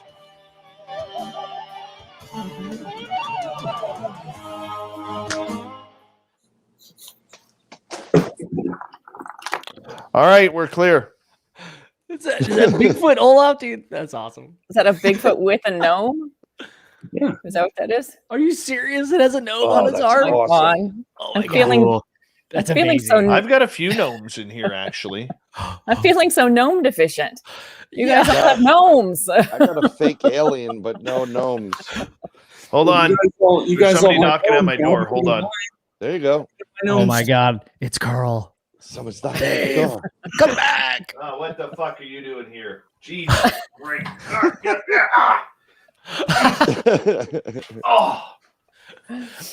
He's gone. They took him. You You know, left your wallet on the ship. yes, dude.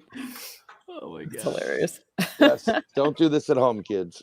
That's awesome. Oh boy. Yes. Nice. I am Elovni Volador. There I you am go. back. Nice. Oh, I was gonna wear my wrestling mask. Hold on, That I was gotta the close the door. question. I was just started to look for it on eBay. Alien based wrestling mask. That's the crossover right Dude, there. The yeah. alien. That would be fantastic. That would be awesome. How much time before we get back on, Dave? We got a couple. I'm not Dave. I'm Elovni Volador. Yeah. Oh yes, yes, okay, yes, Mr. Diablo Evlov. Yeah. How much time do we have left before we get back on? About 4 minutes. Okay, I'll be back in a sec.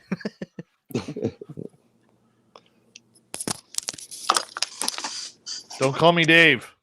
I am Elovni Volador. OVNI. Wait, are you saying Elovni Volador, the flying UFO. That's okay. Yeah. OVNI Volador. Hey, the gorgeous and talented Nicole Sakic is here. For I am Elovni Volador. Dude, I feel like I don't know. I feel like either you got some sick moves or you can play the guitar. You've got something going on you're about to perform for us. I'm not sure what it is, but I'm Who ready the hell for are it. you? I have just stepped in the ring. I am Chancho Nino. Rookies. Hey, Dave, I was gonna. Who's Dave? I sorry, whatever the hell you are. I was gonna tell you I collected a couple more titles.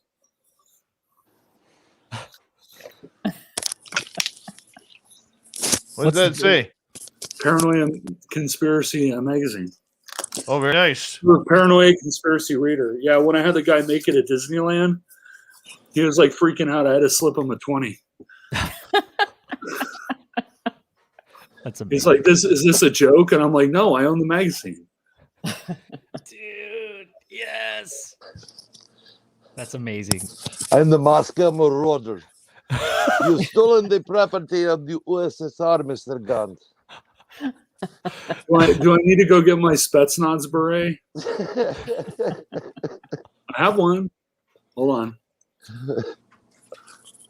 I'll do a half an hour on the mask. Why not? Man, I gotta get me a mask. You guys look so cool. Right? Now you know how I eBay. feel with the gnomes. eBay Yeah, like- is your source. Go Lynn, to you eBay. You need mask and gnome. I do. I need a gnome mask. Oh my God, yes. Perfect. See, I have a Rey Mysterio mask myself, but it's like buried in my closet right now. This is the only thing I could get out at the moment.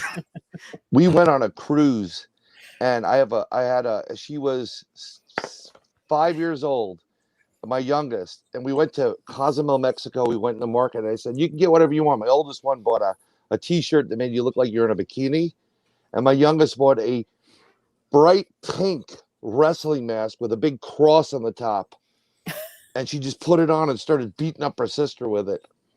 It's awesome. Oh, That's yeah, nuts. dude. That's what's up. Oh, those are my Kids will be children. kids.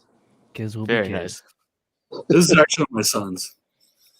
He has a collection. Yo, what does that beret say, dude? It's a Spetsnaz beret.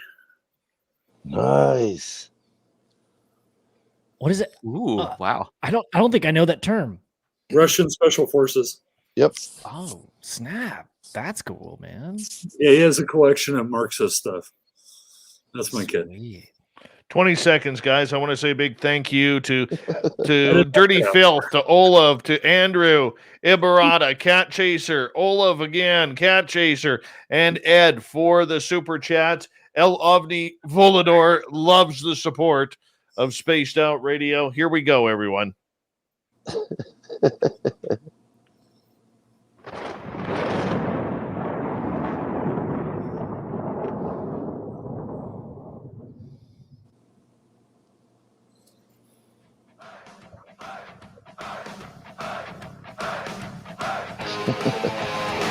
We pass a halfway point of Spaced Out Radio tonight. I am El Ovni Volador, and we thank each and every one of you for tuning us on in on the mighty SOR. Want to remind you that if you've missed portions of this show or others, check out our free archives by going to youtube.com/Spaced Out Radio. Just do old Davey the favor, hit that subscribe button. Our website is spacedoutradio.com, where we have a plethora of features for you, including rocking out to Bumblefoot and reading up on Captain Shirk's SOR Newswire. Follow us on Twitter at Spaced Out Radio and on Instagram at Spaced Out Radio Show. We continue on with the SOR Roundtable tonight. We have Lynn Wallington, who will soon host the Saturday night show on Spaced Out Radio's YouTube channel. We have Olav Phillips from Paranoia Magazine. From Ringside Heat Wrestling Show on Saga 960, Lex Tan, Bryan Bowden, who's wearing a, that's Bryanovsky, Bowanovsky, Duh. and Ben from UFO Garage. Yes. I don't know what the heck that is on top of your head. I am Chancho Nino. Hold on. What is that, Ben? Chancho Nino, yes. Yes. All right. So we're going to continue on with the roundtable tonight. I got to get into this. Let's do this thing right now because Lex has a wrestling show on Saga 960 that's about to debut. And Saga 960 is one of the radio stations that hosts Spaced Out Radio. And I want to ask you guys, if we had Dogman on this side and we had on the other side of the ring Bigfoot, who's winning in a wrestling match? Who's crawling out of the cage victorious? And how are they doing this? Lex, we're going to start with you on this one. Are you going with Dogman or are you going with Bigfoot? Ooh, it is a tough one. Jeez, it's just such. It's an even matchup. It is a they've got two different, but it's an even matchup. But they have two different skill sets and everything. I would love to see how long this would go. It would probably have to come down to a steel cage match, maybe even a Hell in a Cell, no disqualification, with kendo sticks, with steel chairs, with tables, and with ladders, and they have to go at it, and we'll figure out who escapes that cell with their championship around their waist. So if I had to put it to anybody, I would have to give it to Bigfoot. He's got the bigger name, and of course the bigger name might have to go over in order to make the money for the wrestling company. I agree with you. I think it's Sasquatch that takes out Dogman. I think it's going to end with a camel clutch. They're going to snap that back, break the back, make Dogman a little bit humble after running his canine teeth through the fence of the cage, because that's what we're going to do here. All right. Bryan. Yep. Bryanovsky. Duh. This has happened numerous times before. So there have been encounters where the Dogman, usually the Dogman starts it off by intruding into a Sasquatch territory. It disregards all the signs and symbols it knows that are there. And what happens is a Sasquatch takes it and puts that Dogman back in the pound. I think the Dogman having the long claws is very interesting, to be able to swipe at it. But you're talking about a giant primate for the most part, or if they have the same strength as a chimpanzee has at a and that size, and you just multiply it times, 9, 10 feet, it's going to rip the dogman's head off without even thinking about it. So dogman's dead, and Bigfoot is the victor. I agree with you. Have you actually heard reports of Dogman and Sasquatch fighting? Yes. So there was a group of indigenous people that lived in a certain area, and I don't recall exactly where, but what was happening is that the dogmen were coming in and killing people, and that was on one side. They had dogmen on like their right and Bigfoot on their left, and the dogmen kept coming in and luring people out and killing them, and they kind of had enough of it. So what they did was they came up with a plan where they went into the Bigfoot territory and made something, I don't know what exactly it was, but they made it look like the dogmen came in and maybe killed one of their own, and the Bigfoot just blew up and literally went into the dogmen and just destroyed their den, destroyed them completely, and all the raiding that the indigenous tribe was receiving ceased at that point. So yeah, this has been recorded. I want to say it's in the someplace in the Midwest, northern Midwest, like near the border of Canada. But yes, this did happen, and it's been passed down different generations. All right, Lynn, I know you're a closet wrestling fan. Talk to us here. What's going on in the wrestling ring? Sasquatch versus Dogman. Well, I think we need to take a look at the varieties here. I mean, what kind of a dog man are we talking about? Are we talking about a Chihuahua? Are we talking about, Rottweiler? Do we know what kind of breed this is of dog man? Are there different types of breeds? But yes. I think I'm going to have to go with clearly. So I think I'm going to have to go with Sasquatch, because if you take, say, a silverback gorilla versus a Chihuahua, Gorilla's going to win it every time. It's kind of where I'm going. I think Dogman fights dirty, though. I think he fights dirty. Well, I think he's ready to, when the ref isn't looking, to bite the nards of Bigfoot. I think that's a high possibility. I think he's going to have some sort of secret weapon inside his trunks, that he just pulls out and tries to knock Sasquatch out. I think he's going to chew off the turnbuckles, I think this is a family show. He needs to keep it in his trunks, and we go from there. No, it's a family show. Family show. All right, Olav Phillips, your thoughts: Dogman or Sasquatch?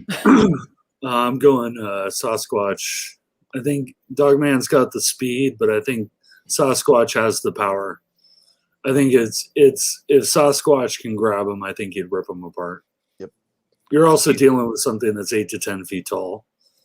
I mean, the comparison of the silverback gorilla versus a Chihuahua is pretty good. And if you've ever actually watched primates, they have an incredible amount of strength. So I think if he can get them, because that kind of speed, high metabolism, it's going to slow down, get tired, where Sasquatch is more of a duration player. So I think Sasquatch is going to tear his head off. That's I thought about this. I thought about it a lot. Good. I think Sasquatch fights clean. I think he fights clean. I think literally, he goes in there. He's got the crowd behind him. Good theme music, probably from Ron Bubblefoot Thal. All right. Little Sasquatch is watching. And I think he fights clean. I really do. But that Dogman, you can't trust him. You can't trust him. Dogman reminds me of one of those guys who goes into the UFC matches and he's all cocky, and in the weigh-in, he's like, right in your face, when they got the fists up and they're looking at each other for the stare down, and Dogman's got his big beak poking in on Bigfoot there, and mouthing him off and lipping him off. I think this goes Bigfoot. I think he's going to have none of that, and I think he's going to suplex the hell out of him. Can you imagine Dogman pulling an old Davey Boy Smith move and just holding him up in the air for like 10 minutes before slamming him down? Oh, it'd be great. Ben, you're up, man. I agree with you, Dave. I think Dogman fights dirty, and he's brought his boys with him because dogs are pack animals. Yes, Okay, they are. we Ooh, know that okay. Sasquatch do run sometimes in packs or herds, but Some in this do. scenario, I agree with you. Sasquatch fights clean, really clean. And Dogman doesn't give a shit. Sorry, Dave. sorry, Dave. Doesn't give a heck. Okay, so we look left, we look right. There's nothing in the trees. Dogman, Sasquatch facing each other. All of a sudden, there's a luminous shadow emerging from the forest floor. There's 14 other dogmen, and they all attack Sasquatch. And then, dogmen win. So, You're going with Dogman for fighting dirty. yeah. Oh, for sure. Wow, 5-1 here. Lex, you're the pro here. What do you, after hearing all the stories here? What do you think? Ooh, I'm thinking though, because Ben brought up a great point about Dogman fighting in pack and everything, right? And back in the Monday Night Wars in the 90s, there was the New World Order Wolfpack faction there. So it could be possible. It could be very, very possible that Dogman and Bigfoot have some sort of schmoz going on or some sort of like dirty thing going on. So Bigfoot turns against, Dogman will turn against his own pack and form a new pack with Bigfoot and become the new world order, a paranormal, brother. Love that, Yeah, dude. interesting. Yes. I'm not prepared for that. Yes. I am not prepared for that. Walking hand in paw, Sasquatch and Dogman. Holy cow. On a serious note, let's talk some Sasquatch here, for instance. Sure. All right. I mean, the great debate still continues on whether or not this creature does have supernatural or paranormal abilities. But are we as researchers or the researchers out there, are we breaking this creature down too far? Are we trying to break it down to the simplest common denominator, and is it working to advance the research, Bryan? No, it's not. I was originally in that camp where it was more primate and Gigantopithecus, and until I had an experience where there is no way something can go from point A to point B, which is being 2 miles down the road in an instant, without being able to manipulate something. And the best theory is, interdimensional. So I everything I thought about it at one point kind of blew up, and now I'm in a different camp, that woo side. I don't even like to call it woo, but I guess, if you want to call it that, call it. But we are breaking it down too much. And the problem we have in this whole type of community right now is you have the ones that will go the woo route versus the ones that are going the known animal route. And I say that this is its own species. It does what it does naturally. It's kind of like, try to explain to somebody how you learned how to breathe. You just did it. It does things in that vein. It just does it. And people that are on the ape side of it just can't get past something being there that is a new species. How about you, Olav? I don't know. I had an experience, and they looked very solid and to me, but I definitely fall into the Bigfoot as an ultra terrestrial. Here where I live, there are actually stories from the indigenous people from this area that saw Bigfoot on an island out in the middle of the bay. And the bay has sharks and it's currents, and it's horrendous. I mean, Alcatraz was in the middle of it for a reason. You can't swim it. So the idea of Bigfoot, swimming a mile or half a mile to try to get off this island is pretty absurd. So, but there are Bigfoot that are actually sighted on this one island. So, the only way to get there, it would have to be ultra terrestrial in nature. Yep. I Listen, I think there is something special about it. I really do think it's something special. But I want to focus on the researchers here for a second because, much like we talked about the paranormal realm where everybody, has to have a title and everybody's trying to one up each other. We see that a lot in the cryptid world as well. You have the people who are not looking at anything that has to do with the woo. You have them looking at just what this creature is from a scientific back point. But could this creature be a combination of both? That it's been here a long time, Ben, but it's also having some sort of supernatural ability that it can cloak itself, it can disappear, it can do whatever it has to do in order to survive. Yeah, when that idea is attacked, it really kind of bums me out. Like there's some people out there that say that if you even think that it's ultra dimensional or can alter space and time and density, that you're completely discounting any scientific research that's been put into this subject. But I mean, man, if you're really trying to find out the truth, then you have to look at every aspect of it. That doesn't negate everything that's been scientifically studied about this creature that could totally exist.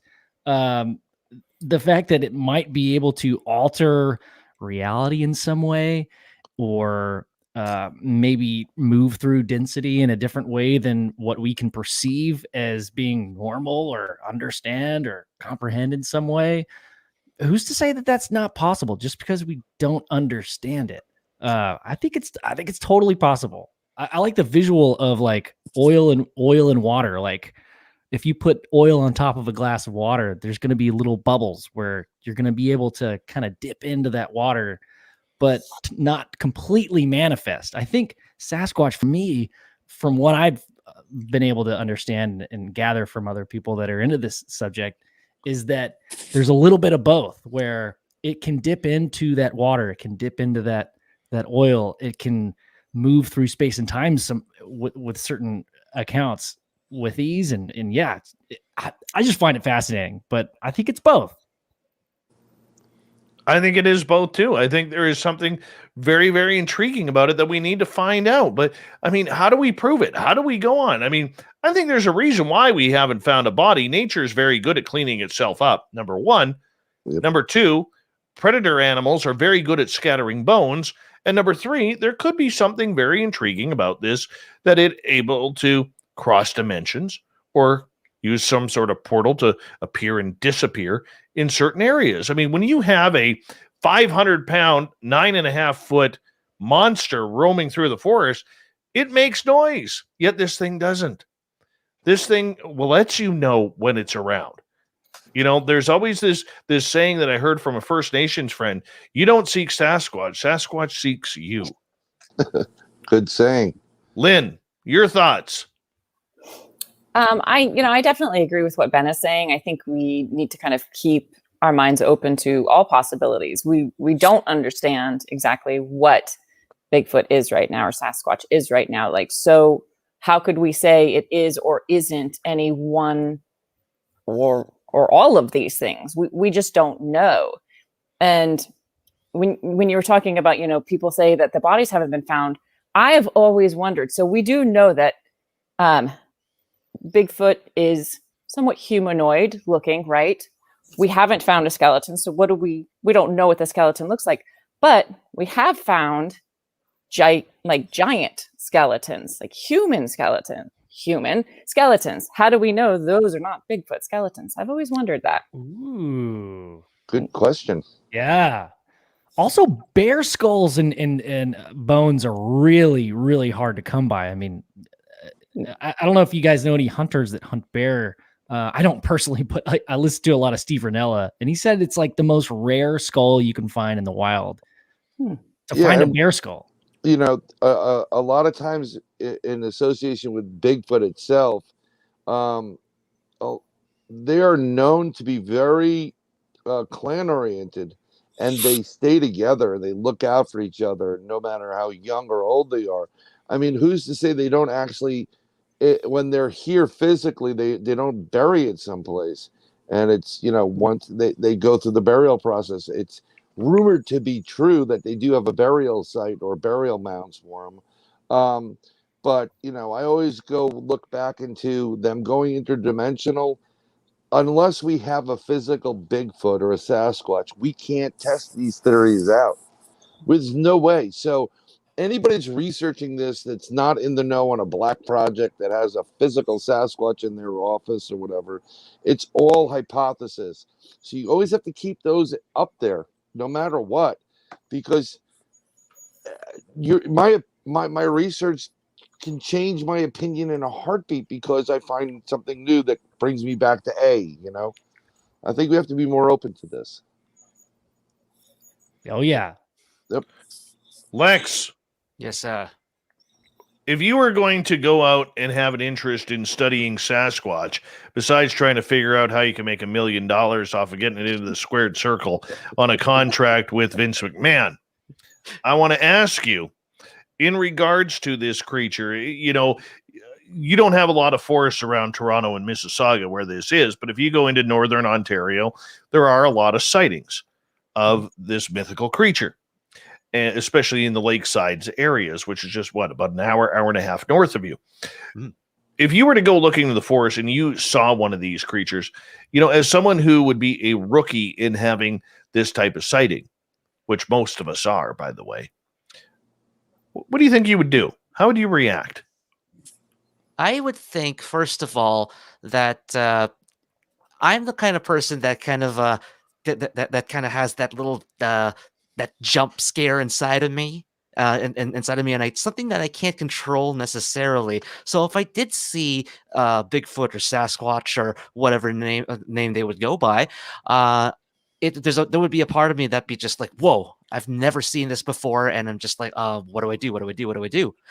But at the same time, this is kind of funny because I was walking to my local A&W from my house, and it's there are a whole bunch of birds that are around it basically.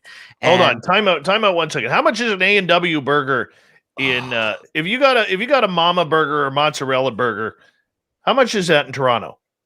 How much is that in Toronto? Oh man, depends. I mean, like the last week they had like a $3.99 coupon basically. I know they did.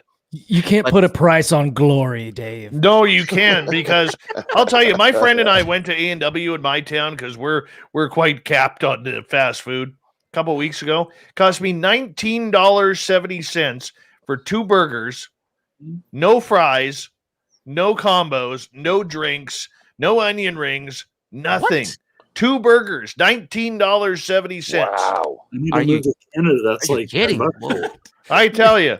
A&W bent me over and shoved that big brown bear right up there by Keister in order to get my money for the $20. It happened. That's why you got to go and get the coupons online and make sure you can save that good $3.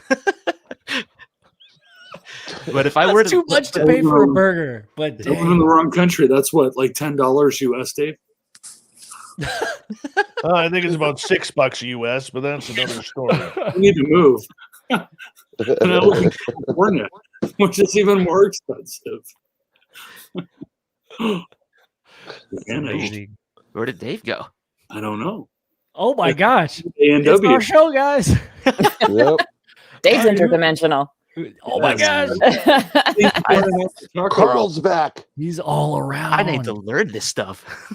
I need to learn this stuff. Dave is right in front of us. We just can't perceive him because we don't have the hardware, you guys. There he is. Yeah. Oh. You know what? I accidentally hit a button. I hit a button and it flicked me off, and I'm like, oh crap, like what do I do? What do I do? Like this hasn't happened before. But it happens. We got less than a minute here, guys, before we got to go to break at the top of the hour, and then we'll kick off hour number 3 of everything, and we'll figure out the topic for them. We got Olav Phillips from Paranoia Magazine. We have Lynn Wallington. She's our resident witch and new Saturday night host on Spaced Out Radio. From UFO Garage Podcast on YouTube, we got Super Ben. He usually wears a cape, but not tonight. And you know what? If you're not subscribed to UFO Garage, you really need to be. From Mississauga, Ontario, parts unknown, weight unknown, we got Lex Tan. He is the host of Ringside Heat on Saga 960 AM, one of the great radio stations that broadcasts us. He's joining us for the Roundtable, and he's got a great radio show as well. And the man with literally, no word of a lie, 2,300 podcasts that are running at the same time. He's going to go host a podcast right during the break. Bryan Bowden, right there. When we come back, let's debate intuition, psychic ability. There's a lot of fraudsters out there. How do you know a real one from a fake one? We'll find out on Spaced Out Radio. I'm El Ovni Volador, and I'm getting out of here.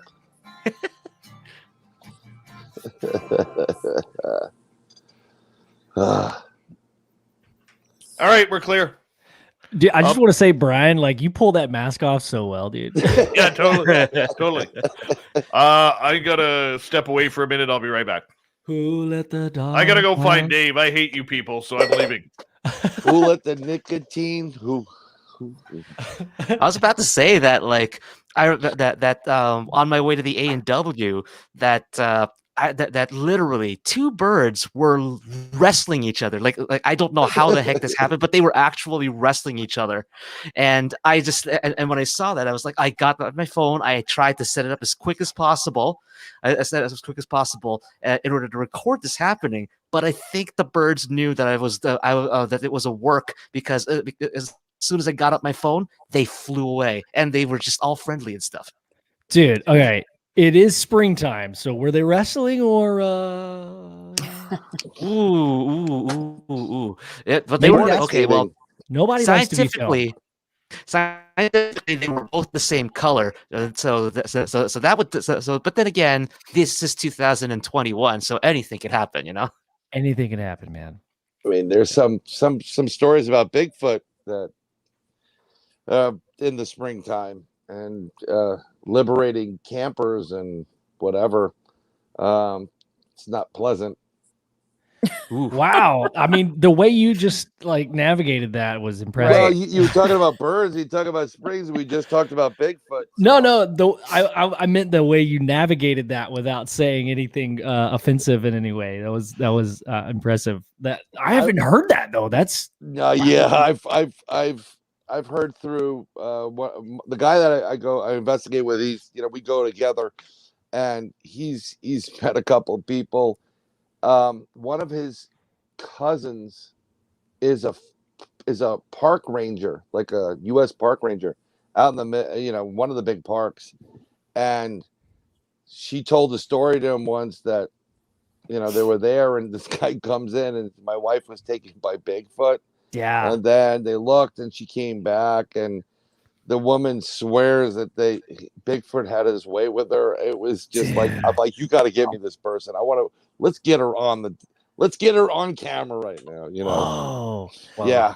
I think there's a documentary out, obviously about Bigfoot, but yeah, there are these Bigfoot investigators that are talking about like pheromones and certain types of the year have a big deal, and like you want to, I mean, without trying to like offend anybody, like they're the guys that said it, but they were like, right. you should bring a female with you. That's like, whoa. So we have a spot that we go to in New York State where we had an experience, and then my buddy, he brought one of the last times he went out there, he brought 3 women with him. And one other guy that he really didn't want to go, but the guy traveled all the way he heard us on the radio, and, so the guy comes in, and these 3 women are there, and there must have been very young Sasquatch there, because all he heard was a lot of monkey chatter. And one of the questions we ask people that go on investigations with us in the woods in certain situations is what your cycle's like, because that could be very detrimental to the health and well-being of everybody, especially, it's not just Bigfoot or a dog man, it's mountain lion, it's bear. They smell it too. Whoa. And so you want to protect the people coming with you as well as yourself. The general rule is bring someone that doesn't run faster than you. I mean, that's basically it.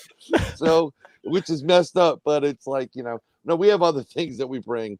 But if an investigator or a person that's coming is going through their cycle, that could really amp up, like a Bigfoot in a rut situation, it could be bad, and you don't want to put yourself in that kind of situation at all. Yeah. Yeah. Yeah. Man, that's so interesting. Yeah. It makes it weird. real. It makes it real, like tangible. That idiot changed my name. That idiot changed my name. Yes. Oh my God. Hey now. Yeah. He's such a jerk. I apologize for him. He didn't say anything stupid, did he? Not that I know of. No, he's just gonna get each one of us a Raptor. Something about getting a Ford Raptor for each one of us tonight. Ooh. Hell yeah. Hey, I'm from Toronto and I appreciate Raptors, With all this, I mean, we are on Spaced Out Radio. When you said Raptor, I thought literally like, hey, let's go Cryptid Raptor. Like, I'm open to it. I want to know more. Anything can happen, and I go in there. When we have events and we actually get evidence, and I'm reviewing the evidence for our group, or when I did a CE5 in Pine Bush 2 years ago, after the Pine Bush UFO Festival, we had 100 people there, and we actually had a craft appear above our heads. I'm blown away just as much as everybody else is there, because the probability of that happening is very, very slim. So I get excited. I'm like, oh my God, I can't believe we have a craft here, and you have 100 witnesses, which is great. So yeah. It just takes you back, and you're like, did that just happen? Weird stuff. All right, guys, we got 25 seconds left. I want to say a big thank you to Josh, Vidster, Dirty Filth, Olav ×2, Cat Chaser ×2, Andrew, Ibarata, Ed, for the amazing super chats and love and support of this show. Also to all our new subscribers who have clicked on in. We really do appreciate that. And here we go with the third and final hour.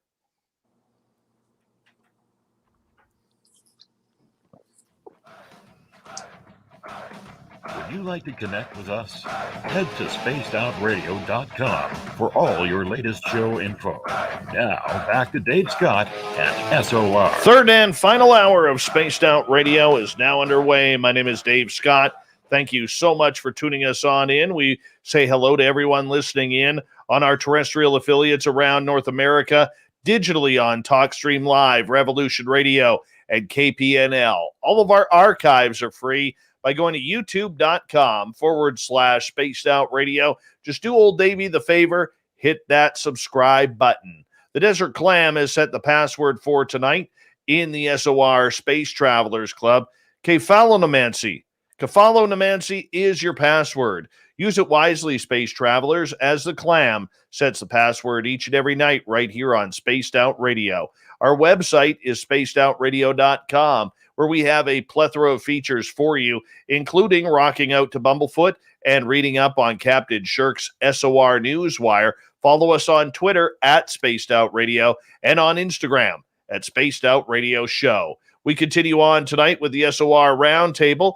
If we look at our panel, we got a great one tonight from UFO Garage Podcast. We got Big Bad Ben from Spaced Out Radio. We have Lynn Wallington. She is going to be hosting our Saturday show. And, of course, Olav Phillips from Paranoia Magazine. From Ringside Heat on Saga 960, we have Lex Tan. I'm excited about that show. I really am. And literally, the man who has 3,333 podcasts out there, Bryan M. Bowden. How y'all doing? Thank you so much for joining us. And, there's a lot of people out there who go to psychics, mediums, intuitives to try and figure out what their future may be. Could it be reading about relationships, a new job, or maybe it's about, trying to figure out life in general, because there's a lot of people out there who have a black cloud that continually hovers over them, and they want to know when that black cloud is going to go away. Lynn, I want to start with you on this one. How does somebody choose the right intuitive rather than finding someone who's just going to milk them for a bunch of money? Well, I mean, you're talking to a witch who works in Salem, Mass. So this is kind of our bread and butter here. But I would say ask people, get recommendations. if you go to someone and it's just one, if they're just saying things that are scaring you, they're probably not real. They're probably just trying to make money. And go with your gut. If it doesn't feel right, then go to someone else. But how do you tell? How do you tell if it feels right or not?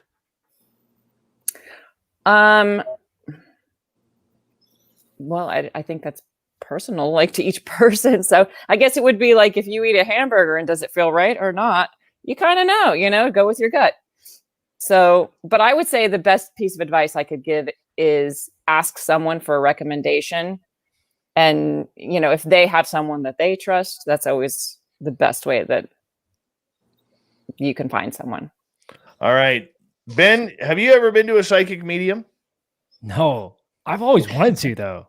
Yeah, would you go? I'd be so down to go. I'd love to do it. Yeah. So what's the process like? I mean, I've only seen it on like movies and TV. But I've always wanted to go. There's a place right off of 35, kind of like half a mile from my house that I've always wanted to go to. It has like the neon hands and all the stars and moons, and it's been there forever. Like since I was a kid, we used to like drive by it on the way to like basketball games and stuff. And like I've always wanted to go, but I've never done it just because I've heard so many things about like they're just scam artists or whatever. But I would love to do it. What would you want to find out? I don't know, man. I guess like yeah, see, I think I have a bias about it. Like I kind of already would step into it thinking that they're just reading micro actions in my face and stuff, and I'm always smiling and like I don't know. If I was sleeping maybe, or if I was like really tired or just not having it that day, maybe that might be a good moment for me to walk in there where I'm kind of expressionless, but yeah, I guess I would want to know, like, yeah, am I on the right track? Like, is you go? Yeah. I was just going to say the best thing to do is don't give them anything. If they say, "What do you want to know?" Just say, "Well, tell me me what you're getting." If you're giving them any topic, then you always run that risk. But if you just say, "Well, tell me what you're getting, what you're receiving, what information," yeah, and you give them nothing, that's a good way to go. Yeah, that's interesting. I actually, I'm just, as you're saying that, I had a memory. Me and Joe went to, this is where we met Dave, was at UFO Con last year, like right before the pandemic. We were in like this, there's a term for it, but it's where people sell things or set up booths and stuff at conferences. And we came across this wonderful, wonderful person. She had like a couple of books and she had some jewelry. And she approached us and said, "Hey, I'm getting some really strong vibes from you," talking to me and Joe, which like Joe just emits, awesomeness, and just, he's such an awesome, nice guy. But in that moment, I was just kind of like not feeling it. I think I was a little hungover, to be honest. But she like approached us and she said, "Hey, I just have a feeling like I need to read you guys. Like, can I tell you what I'm getting from you?" That was a nice experience. So I guess if we're talking in that sense, I guess I have been read in some way, but it was more like a interdimensional alien. We've got some guardians. Like, she told us what kind of guardians we have, and mine was a tall white mantis that was kind of hugging me. I guess I thought it was kind of cool. But she did also tell Joe that he was he has dwarf people kind of like protecting him, which, I mean, that makes sense. Joe. I mean, but like she like went into detail, like, yeah, so I'm getting this feeling that you like to be in the dirt and you like to be close to the ground, which Joe does landscaping, like really beautiful landscaping, and he does work with rocks and soil, and he grows trees and just does an amazing job with that stuff. So she was spot on with that. She told me like I was all over the place, and I'm pretty spot on with that too. How about for you, Olav? Well, I mean, I have, I know some people who do tarot cards and divination and other things. One of the things that I find is very consistent with what Lynn was saying is that, don't give them anything. The people I know that genuinely have a capability, they come to you. I have friends and they will literally like send me a message and go, you need to know something. Or, and in one case, wanted an explanation of why something was happening. And we said why something was happening. And then, my friend just went on a deep dive of exactly why and nailed it spot on. So, don't give them any information. If they have neon lights, probably not a good idea. Get a referral, but again, I have a friend, she does tarot card readings. She's exceptionally talented. She feels things and gets messages, and she'll just send you a message and go, hey, you need to know this. But in her case, as she's shuffling the deck, because she's partial to tarot cards, as she's shuffling the cards, I watched it multiple times on Skype. The cards literally jump out of the deck. I cannot explain to you why it happens.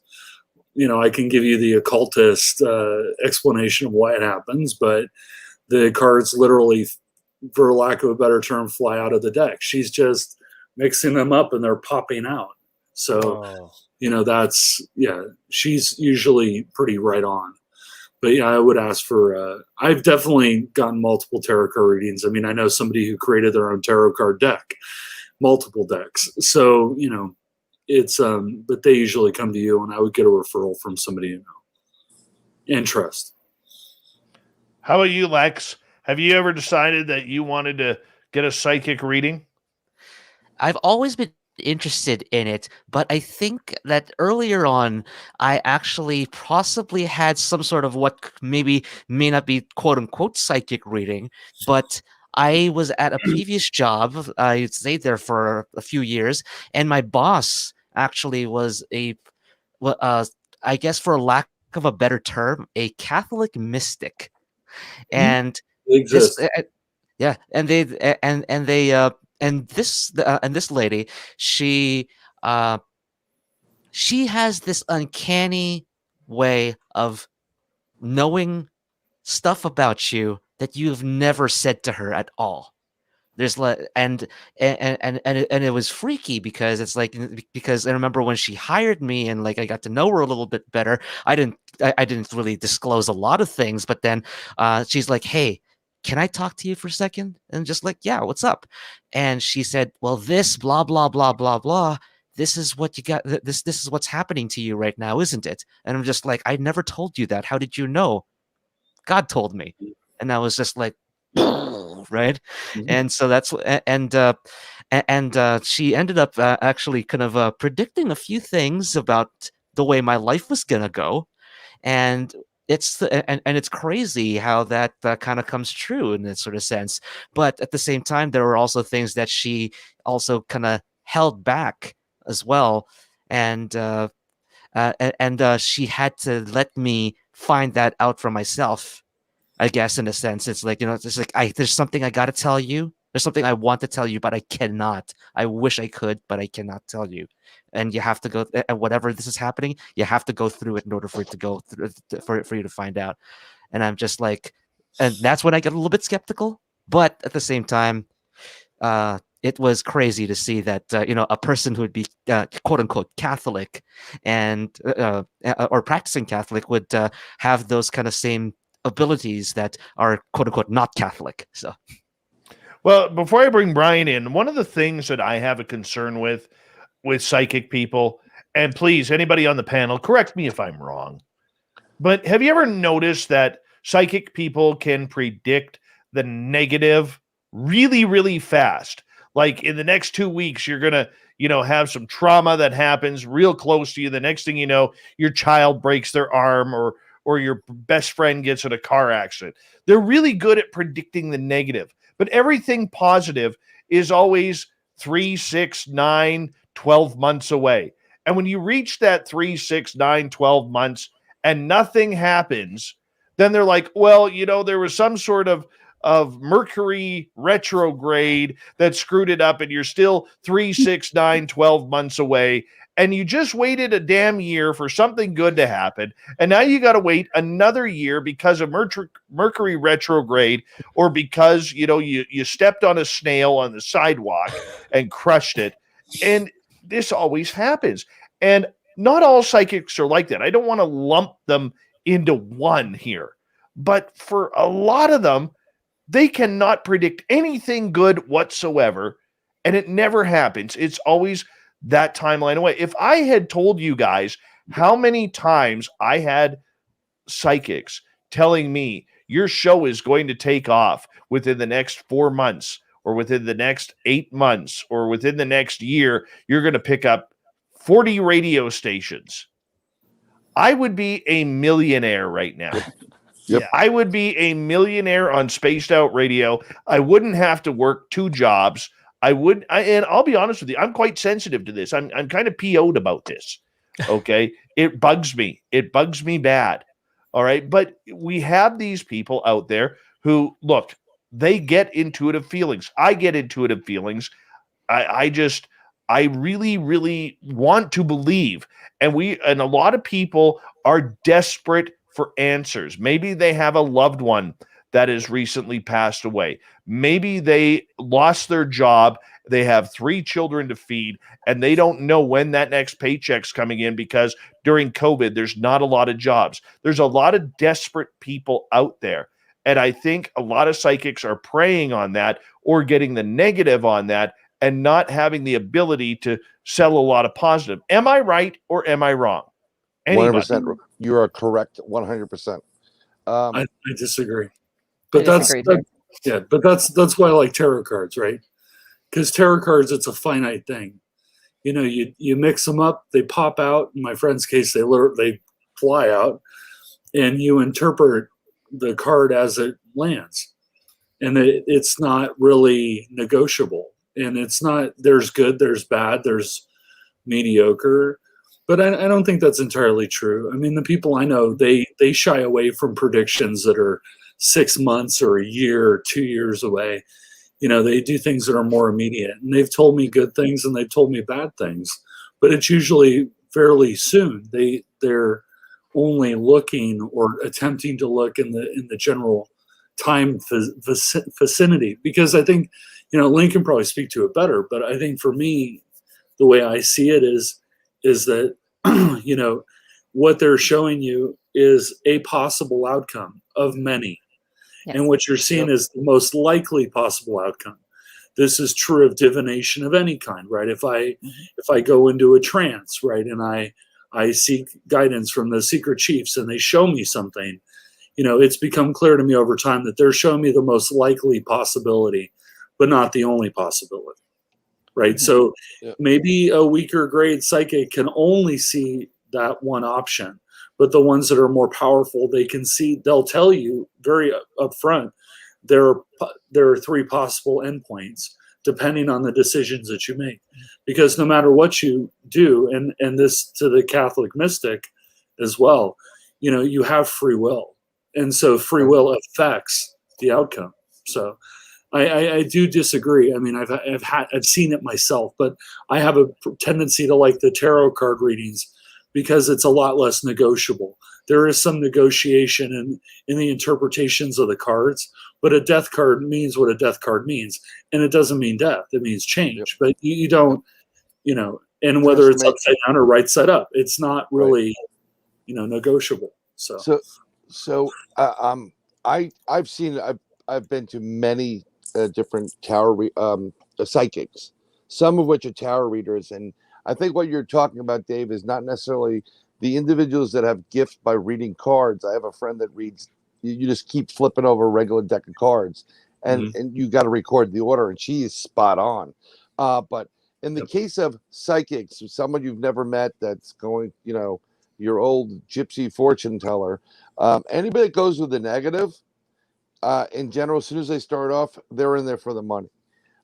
In your case, when you went to when you guys were at that conference and the woman approached you, most people that are legit, that they're picking you up, and of course you're going to meet people like this at conferences, are a little bit more legit coming to you. Like if she said, well, for $20 I'll tell you the rest, then I would have walked away. But I know that every person that is listening to this show, every person that exists, has the ability to do exactly this. Has the ability of foresight. The more you use it, it's like a muscle. I do something called remote viewing, but I've been told by another psychic, two of them, one of which out of Canada, Katie Turner, that I should do more readings for people, but I don't want to come off as a Miss Cleo, call me now. I don't want to do that. But I did do a reading for somebody, and I said, I don't want to know their names. I don't want, just tell me what your situation. He told him what was going on. He wanted to meet this girl, bad breakup, whatever. And I can only tell you as if I know my own name. The stuff just started coming to me. And he was blown. How do you know this? How do you know this? And I was telling him everything. And I said, and I left off and said that he was going to meet her. I said, but pay attention. The future is always fluid. Don't think you're going to sit on your butt and magic's going to happen. You have to keep going through what you've been going through in order for that future to possibly come out. Okay? That's where it changes. And I was straight up and honest with them. And I've also had these type of things in the middle of the night. You have these dreams. It's more interactive. You wake up like you've been up all night. One recently was about a year ago, where I dreamt one of my fraternal brothers. He was going to have a heart attack or die. I saw his kids. They said he's fine. He's recovering. I called. I don't normally do this. I called him the next day. I said, look, you got to go to your doctor. And I explained to him what I saw. And lo and behold, a month later, he blew a stent, almost died. Damn. Yeah. So I'm like, when it gets to something like when I get something that's affecting someone, like someone get hurt or die, I tell them immediately. I don't care what they think of what I'm telling them. I got to get that information to them. But in general, there's a lot of con artists and there's a lot of people that make stuff up. Well, and don't forget though that negative also brings prosperity for the psychic person if they're in it for the money. Mm-hmm. All right? Because when you tell people when things are going to be good, that money well dries up. It dries up very quickly. Now, I'm not saying that all psychics are like that. I have no problem with psychics making a living off of their God-given abilities. I do believe psychics do exist. I do believe that intuition exists. I've made predictions myself of friends that they have been blown away by, and I've had predictions made of me that I've been blown away by.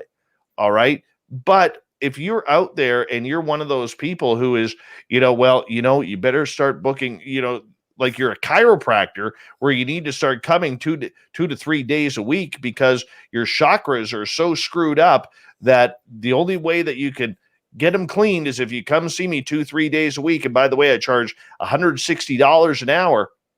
That's a lot of money. And there's a lot of desperate people for desperate times in their lives that will do anything for a change, no matter what the cost. Yep. And those people are scumbags. They really are scumbags, right? And we got to help the public because there's a lot of people out there who don't know. They really don't know when they're being taken advantage of. Right. Last year, there was a lady in Washington State who was arrested by police for literally scamming a desperate housewife who lost her husband of $75,000. Dude. $75,000. And there was one just caught in New York for about 50 grand. Oh, there. They're out there. They pop really up are all the time. They do. They pop up all the time. This is, growing up in New York, you got to have like more streetwise behavior. You got to know about 3-card Monte and all the scams. And this is just part of it. And let me tell you something. If you're in sales or interacting with people, you could read body language like that. Very true. And you don't have to tell anybody. You walk in there and the person is wearing a Rolex. Okay, let's go. Guess what's All right. going to happen to you next week? All right, guys, I got to get you to hold on. We are going to go to break here at the bottom of the hour. We are joined by Ringside Heat's Lex Tan. We got Olav Phillips from Paranoia Magazine. We have the man with 2,888 podcasts, Brian Bowden from UFO Garage Podcast. We got Ben, the lovely and talented Lynn Wallington, who really wants to eat a real bucket of ice cream right now, and myself, Dave Scott. We'll be back with the final half hour of the Roundtable when we return.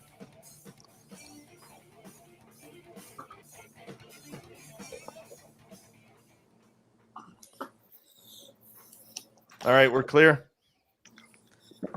Does anybody not want to eat a bucket of ice cream right now? I want a bucket Not of me. brisket right now. Right. Dude. Well, I had that Did you for say lunch. brisket? I'm with you. Delicious. Right Brisket, yeah. there. T-bone. I had Taco Bell for dinner, and I am happy. I had sushi. Yeah.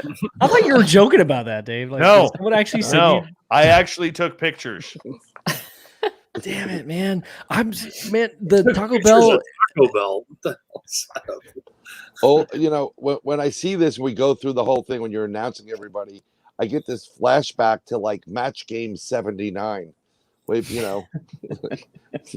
that's the feeling I get. It's like a really bad Match Game TV show. Hollywood Squares. Yeah, who's Paul Lynn? I love it, Dave. I don't know. I mean, I'm not, dude. Like the video aspect of this thing is just so fun, dude. I'm stoked, man. I think it's like people get to put the like a face to the name or voice or whatever.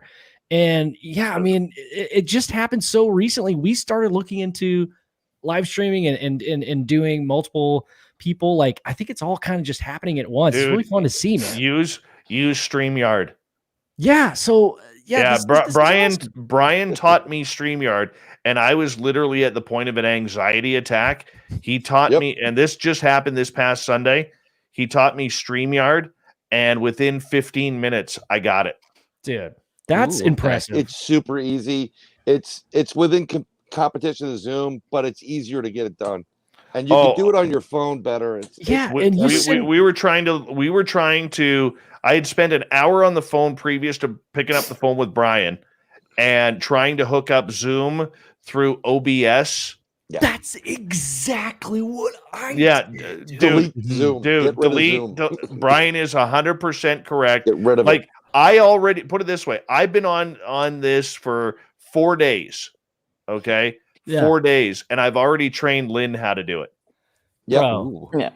Like Dave, you just said my story. I mean, ask Joe. I spent a week trying to figure out Zoom audio because you could get the video, but not the audio. Yeah. Give him my information, Dave. We'll get it done. Yeah. Man. All you need is 15 minutes with Brian. Yeah, we'll get it done. And you will be on Zoom, on StreamYard. It's like $29 a month. Yep. And I'll tell you, it's probably the best $29 investment I've made in Spaced Out Radio. Yeah. Yeah. No, it's like $20-something a month if you went up, unless you went up to the higher one. But it's the middle plan. If you look at the plans, the middle one, you get up to 10 people. I highly recommend you leave it around 6. Yeah. And you'll get bandwidth properly. But it's really so easy. A Bigfoot could do it. Shit, yeah. Nice. Yeah. So, what about I may not have as much hair as Bigfoot, but I definitely would appreciate a crash course of that, though. Sure, just give my information. That'll be on my next podcast, number 19,000. I only have 3 though, but 19,000. Yeah, I'll help anybody out. It doesn't matter, It's so worth it to get. First of all, it's easier to send somebody a link instead of we've got to connect on Facebook. So send me a message, and I'm like, forget it. You know what? Honestly, I've been stressing for about a year over the putting everything on video, literally a year. And all that stress literally left my body after 15 minutes of Brian set me up on StreamYard. Ooh. You're welcome. Thank you very much. Yeah, it was awesome. Hi, D Swagger. How are you?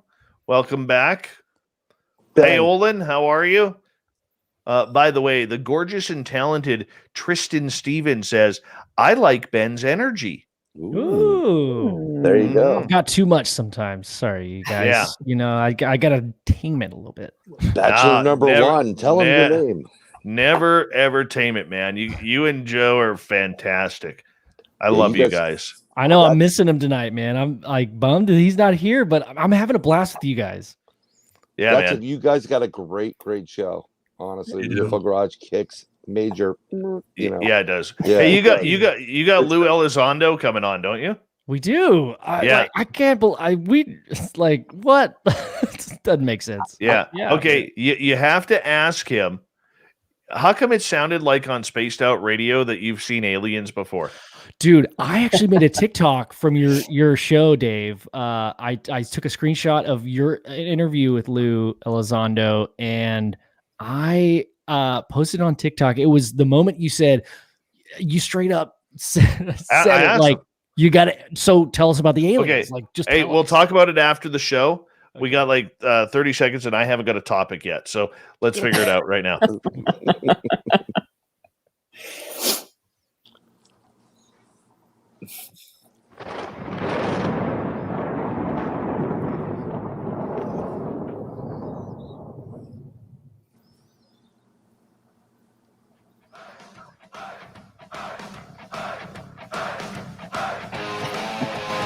We passed the final hour, and we're into the final half hour of Spaced Out Radio tonight. Rounding third, heading for home. My name is Dave Scott. Thank you so much for taking the time to join us. We do really appreciate earning your listening ears wherever you are on this beautiful planet that we call Earth. Want to say hello to everyone listening in on our terrestrial affiliates around North America as well, because we absolutely love you guys, as well as digitally around the world. I want to remind you that if you've missed most of this show or others, check out our free archives by going to youtube.com/spaced out radio. Just do me the favor, hit that subscribe button. Our website is spacedoutradio.com, where we have a plethora of features for you, including rocking out to Bumblefoot and reading up on Captain Shirk's SOR Newswire. Follow us on Twitter at Spaced Out Radio and on Instagram at Spaced Out Radio Show. For the final time tonight, we introduce our panel of the SOR Roundtable. And man, do we got a great crew here for you tonight from UFO Garage Podcast on YouTube. You want to hit up the subscribe button for that. We got Ben. We got Olav Phillips from Paranoia Magazine. From Ringside Heat Radio on Saga 960, Lex Tan. The gorgeous and talented Lynn Wallington, who is taking over Saturday nights on Spaced Out Radio's YouTube channel. We have her. And the man with 8,332 podcasts, Bryan Bowden, is here as well. And everyone, going into the final half hour here, you know, one of the things I love is monsters.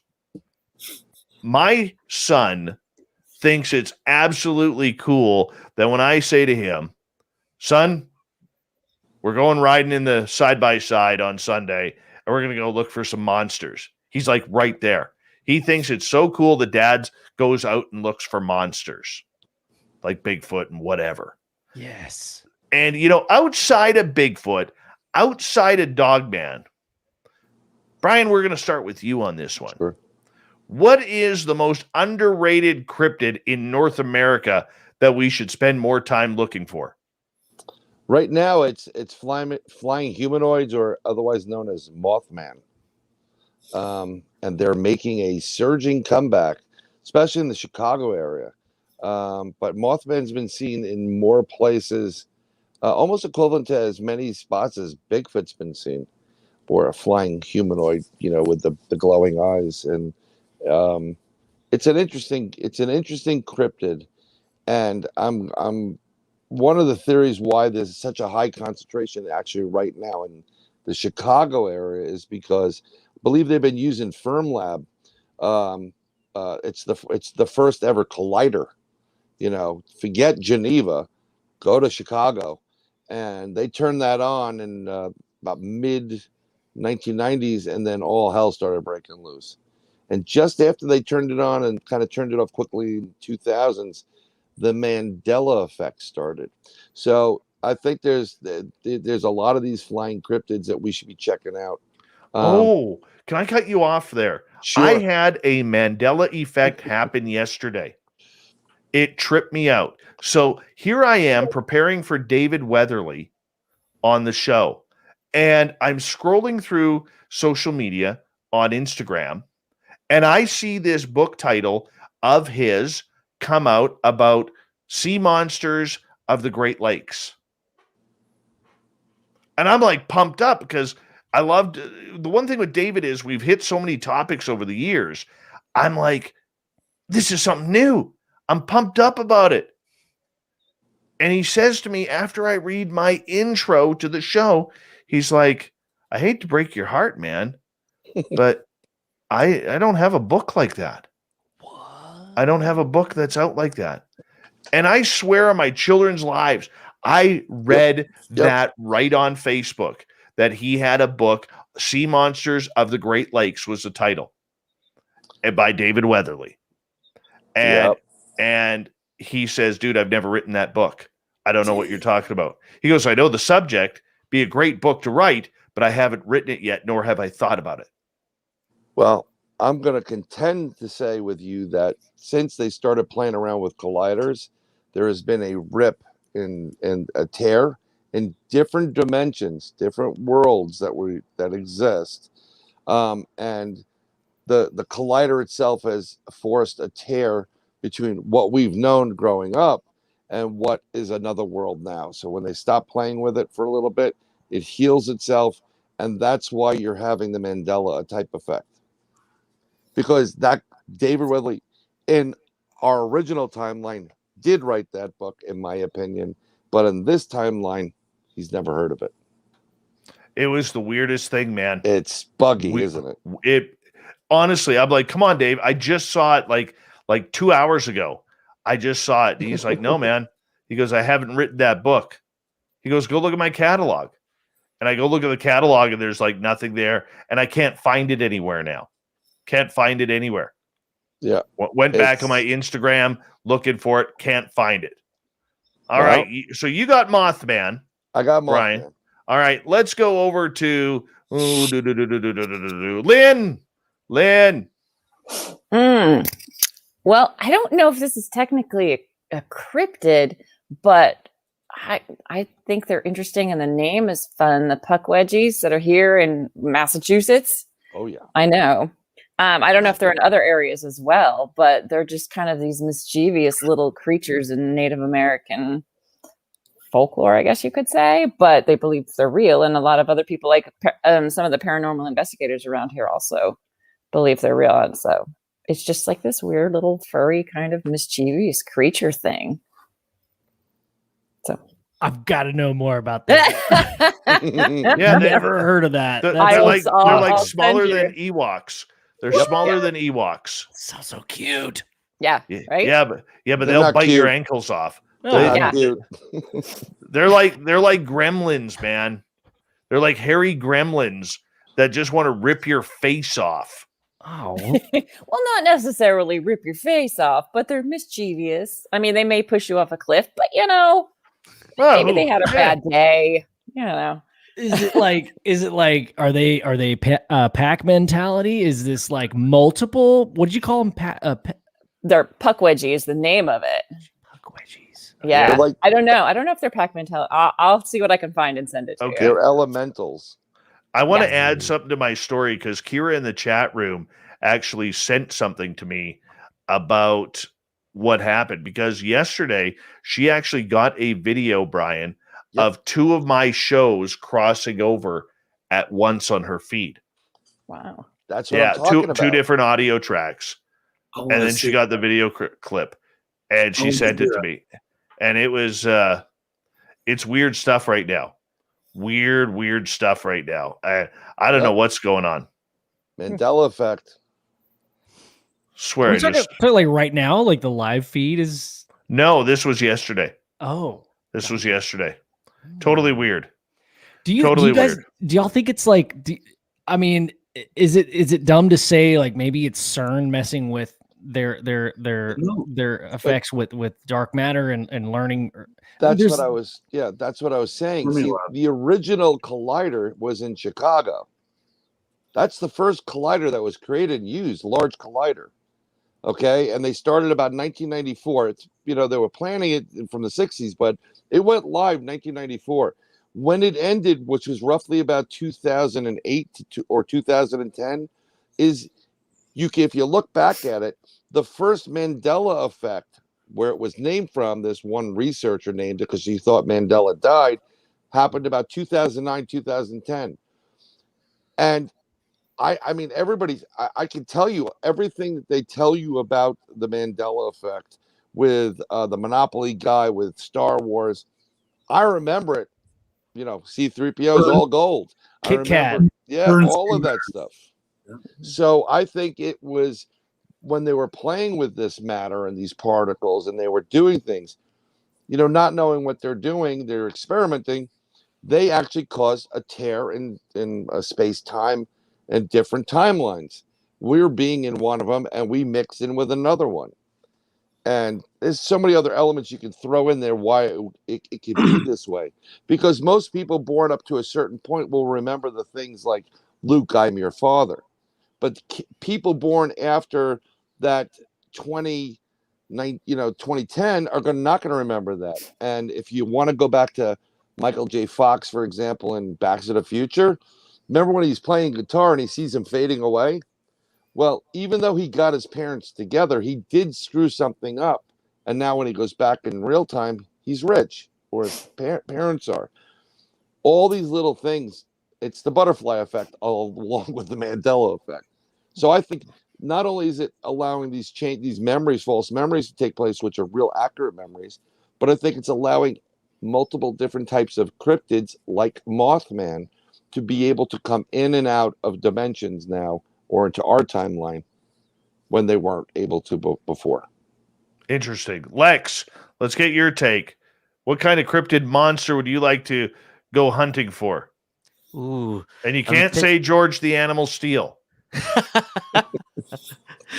I'm looking up a whole a list of the cryptics over here, or cryptids rather, and the one that kind of goes out in my mind is the Great Spider.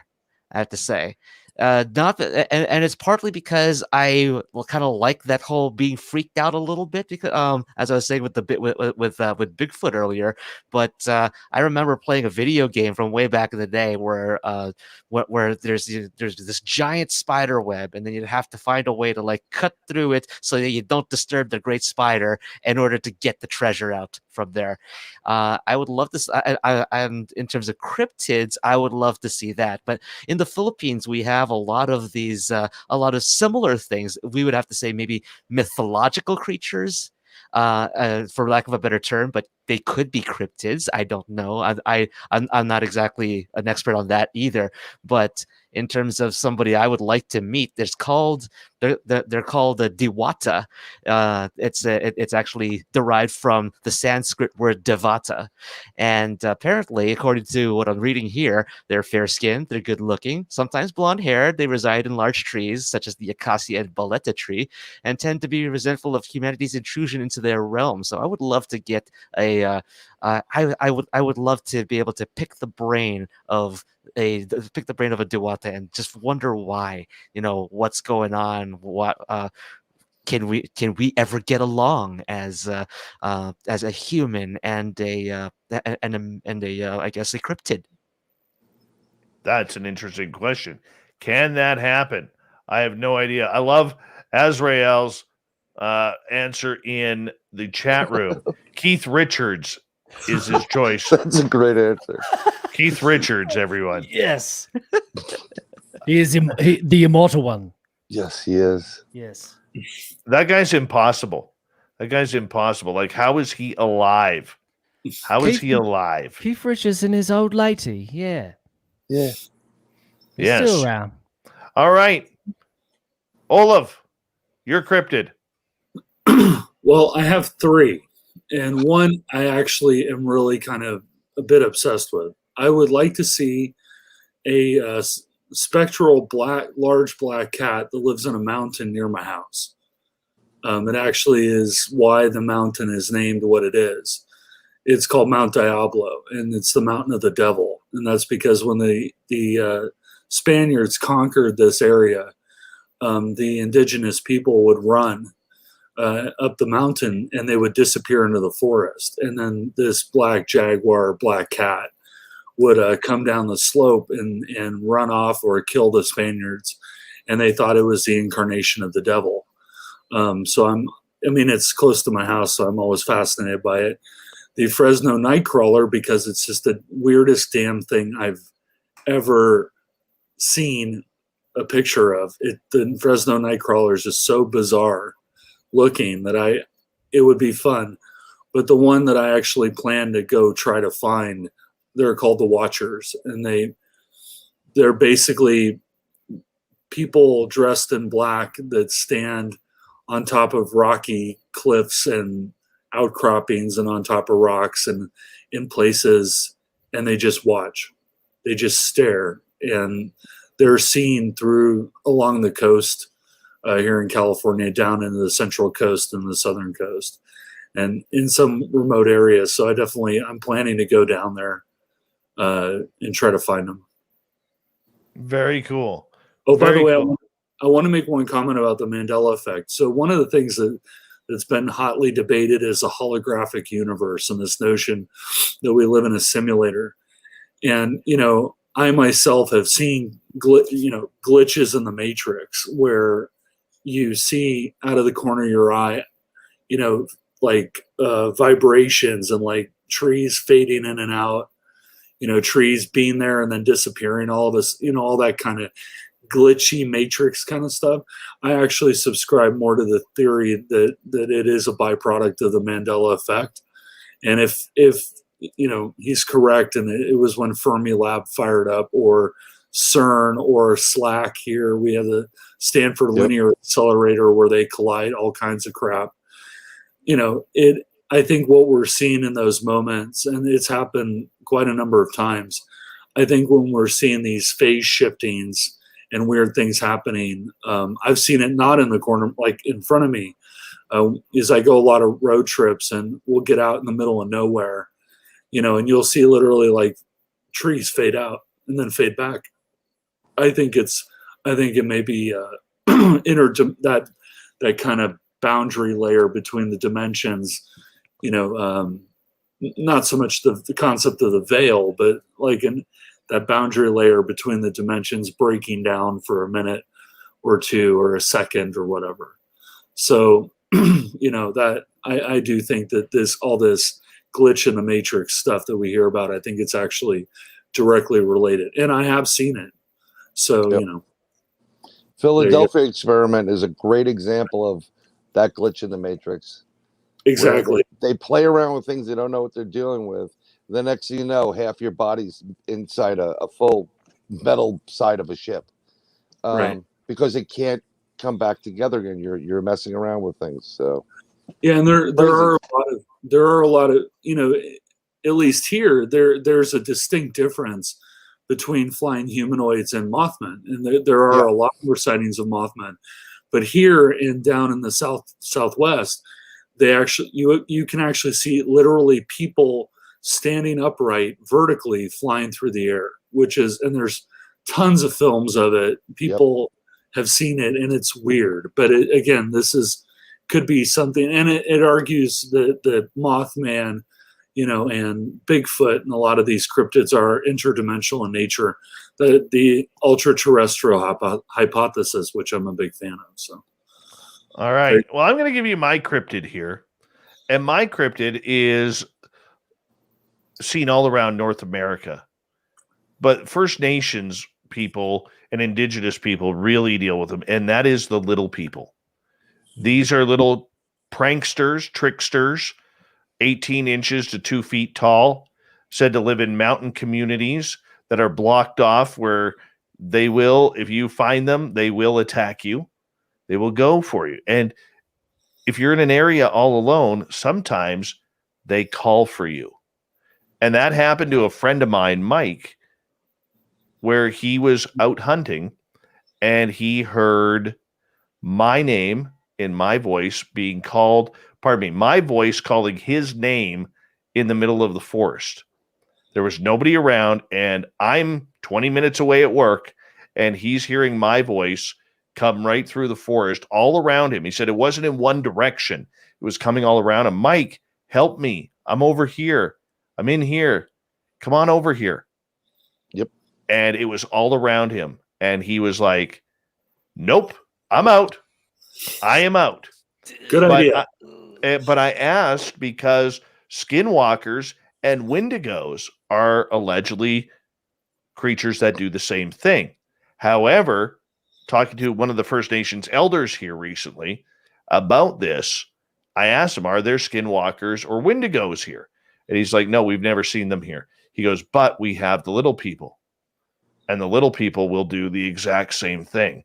So my theory to my buddy was this. If he'd walked in that forest, we would have never seen him again. Yep.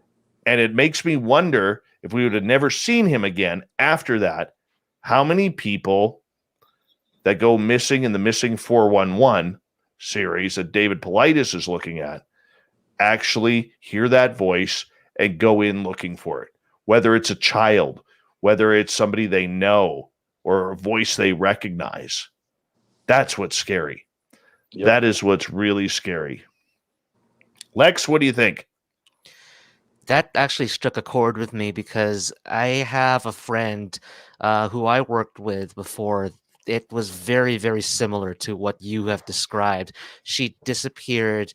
I remember this was like the week that Barry Bonds hit that 756th home run because I was on vacation and I got this text.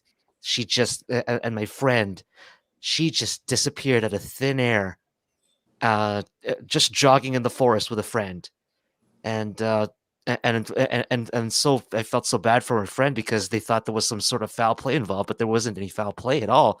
There wasn't like nothing happened, or there was nothing that was left behind. No clothes. Has she been found?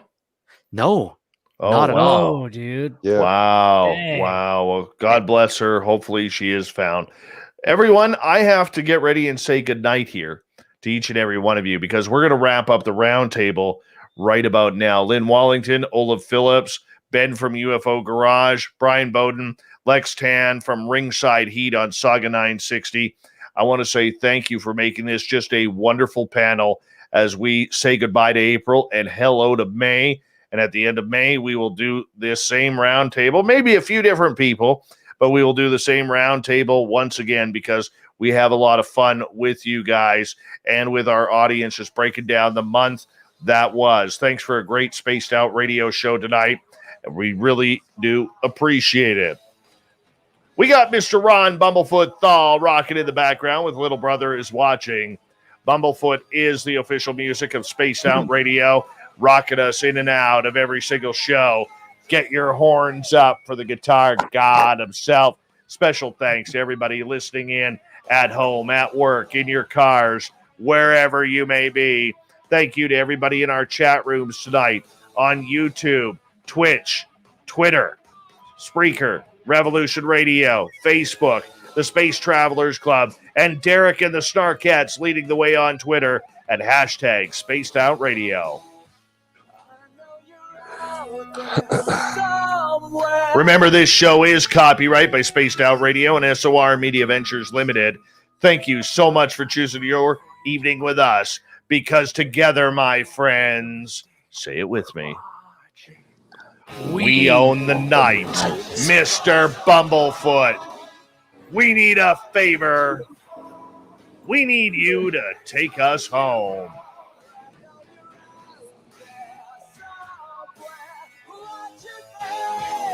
Yes, the Woo train has docked for the night, but soon, my friends, we shall ride again. Your seats are always available. Your tickets never expire. And if you want to bring a friend, yeah, we've got room for them too. Good night.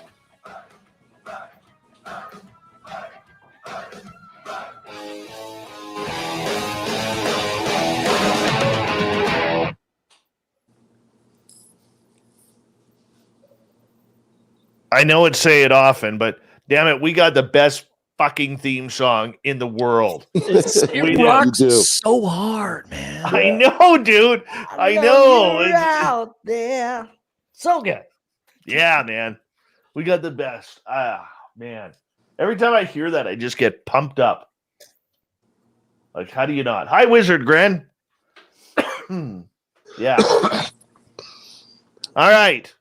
Yeah, we're good, man. We're good. We're all clear. We're still live on YouTube, but and YouTube. Twitter and StreamYard.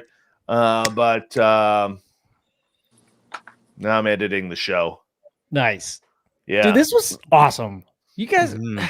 gee, yeah, so awesome. So many great ideas. I'm like trying to transcribe it in my head. Man, it's You need awesome. transcripts now, Dave. Transcripts. Yeah. You can get If an I- auto transcript off of YouTube. Yeah, you can do Really? that too. Yeah. Yeah, it's automatically generated.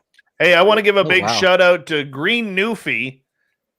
Yeah, all the way from Newfoundland, the Green Newfie on Twitch. Just subscribe. I think you're subscriber number 4. We just started on Twitch this week. Subscriber number 4. Let's give a round of applause for Green Newfie.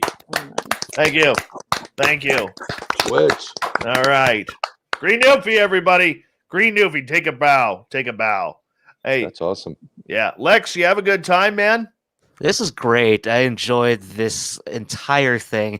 You guys are, all of you are amazing to talk to, and I would love to do this again. Yeah, sometime in the man. future. This is Hell great. yeah. Yeah, Lex, you're awesome, dude. I love your Yep. ideas, where you're coming from, and yeah, your references to pop culture and yeah, Star Trek, man. I feel like there's a lot to learn from that, man. There's a lot of analogies to be made. Oh, yeah. It's a great show, and your knowledge of it is apt. Apt. Very nice. Very nice use of the word apt. Lynn, Joe in the chat room, little upset that you didn't tell him what kind of ice cream you wanted. Oh, I did tell him later. I didn't see it right away. Mint Oreo. That's a good one. Mhm. Yeah. Mhm. There like- is. It's your There's- favorite brand, though. What's that? You're in Massachusetts. Do you have a favorite brand? There's a little place that's in Beverly, Massachusetts called Cat and Dusty's. It's just a local place, but they make the best mint Oreo. They use like full cookies. It's not like broken up or tiny little crumbs. It's amazing. Hell yeah. No problem, Kira. I That's just. Yep. My wife's favorite flavor, and I always make fun of her because I'm like, why don't you just eat toothpaste? Yeah. You know what? I found my brand new favorite. I don't, because I don't know if it's just a BC thing. We have this ice cream company called Western Family, and they have this ice cream that they call Shark Attack. So the outside of the ice cream is like gray, like the skin of a great white shark. The inside is blue, and then it has little streams of blood. Well, it wouldn't be blood, but streams of dark red ice cream that look like blood in it. I'll tell you, it is phenomenal. That's Phenomenal. And yeah, man. Yep. Yeah. Yeah. Up by where Lynn is, from Massachusetts up into Maine and New Hampshire, they've got some of the best ice cream places in the planet. It's all like homemade. It's like fine craft ice cream, like the micro brews. It's like micro ice cream. It's great. It is. It's delicious. You're right. Mhm. Like every town has its own local ice cream place, and they're all good. I That know. shark though is sounding interesting. Yeah, it's a good one. Oh yeah, let's get some of that here. Mondak is saying, do you get Western Family at the grocery store? Yes. Yes, we cool. do. Yeah, it's fantastic. Yeah. I still love blue bubble gum. Bubble gums are fantastic. The blue bubble gum, That's old fantastic. school. Nice. It's old school. You mix bubble gum and strawberry ice cream, that shit will always never treat you wrong. It will, it is the best ice cream gasm out there. That does sound dope. My teeth hurt though, like thinking about it. That sounds amazing though. Yeah. I'm waiting for like bacon ice cream. Oh, They have I'm sure bacon it's ice cream. okay. We have we don't have it. I'm in New York, so we don't have anything like that here. but bacon ice cream or some salted bacon or whatever it is. I'm sure if you do come to Toronto, then you'll probably find something here. Oh yeah, no, I used to go to Toronto often. With my dad, he collected Eskimo art, so I'd go up, take the trip, and get kicked out of the Hockey Hall of Fame for touching the cup. Sir, we can't do that here. Oh, I thought we're allowed to. I remember the first time I saw the Stanley Cup, I cried. Yeah. Oh yeah. I did. I cried the first time I saw the Stanley Cup. It was so emotional for me because I mean, like that's it. Like growing up at age 3, when I would sit with Dad watching hockey games, and then 5 years old you start playing, and then by 7 you realize you suck, but you keep playing anyways. And I remember I think, goodness, how old was I? I was 25 years old when I first saw the Stanley Cup, and I was just mesmerized that like there it was, like it was like that's the Stanley Cup, and it was emotional. It was emotional. Like I don't think a lot of Americans understand the power of the Stanley Cup. I'm a Ranger fan. I understand. My former boss I worked with, his dad played on the 1944 Rangers team that won the cup. Oh my God. Yeah. Whoa, that's pretty cool. That's awesome. So I'll never understand it to the level that you guys, but I respect it, man. Like to have such awe and it's just awesome. You know what? I will say this, and there might be a lot of especially our American listeners who will disagree with me, but I still think the Stanley Cup is the hardest trophy to win. Agreed. In pro sports, it's the hardest. It's the physical toll that it takes on your body, and the fact that you got to play you need 16 wins in order to do it. It's not like, you get a bye in the first round like the NFL. Yep. It's not like Major League Baseball where your first round is a 3-game series or a 5-game series. You're right into a 7-game series. It beats the hell out of you. And to watch what some of the players go through. I remember when I was covering the Canucks in Vancouver, and they were playing the Dallas Stars in, I think it was round 1, and there was a 4 overtime game. That game started at 7 o'clock, and literally after the game, the players, you couldn't even talk to them because they were all in the medical room hooked up to IVs trying to replenish their body. Like in between the periods, they would go and hook up to IVs just so they could play.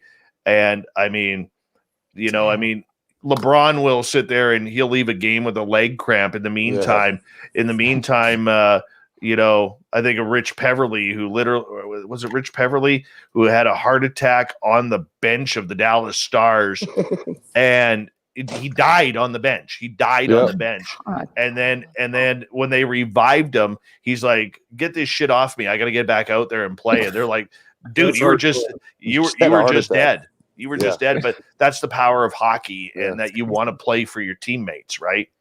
And I love that about the game. I do. Not many people would dive in front of a solid object going 100 miles an hour. No, it hurts. It hurts. Oh, yeah, it does. Do you think that hockey has Bigfoot fighting energy or Dogman fighting energy? Ooh, that's a good question. Oh, that's a power question there. It depends on the team, I think. Okay. Well, I gotta go. So it was fun. Olav Phillips, everybody. Olav Phillips. Olav. Great to see you again, man. Yeah, I'm probably gonna call it a night too. Yeah, you gotta go. You gotta go smooch your boyfriend. Well, it's 3 a.m. I know. I'm with you. I'm with you, Lynn. Yeah. Okay. Bye, everybody. All right. It was a lot of guys. It was fun. All right. Yeah. No, I'm. Lynn Wellington, everyone. Lynn Wellington. I love hockey.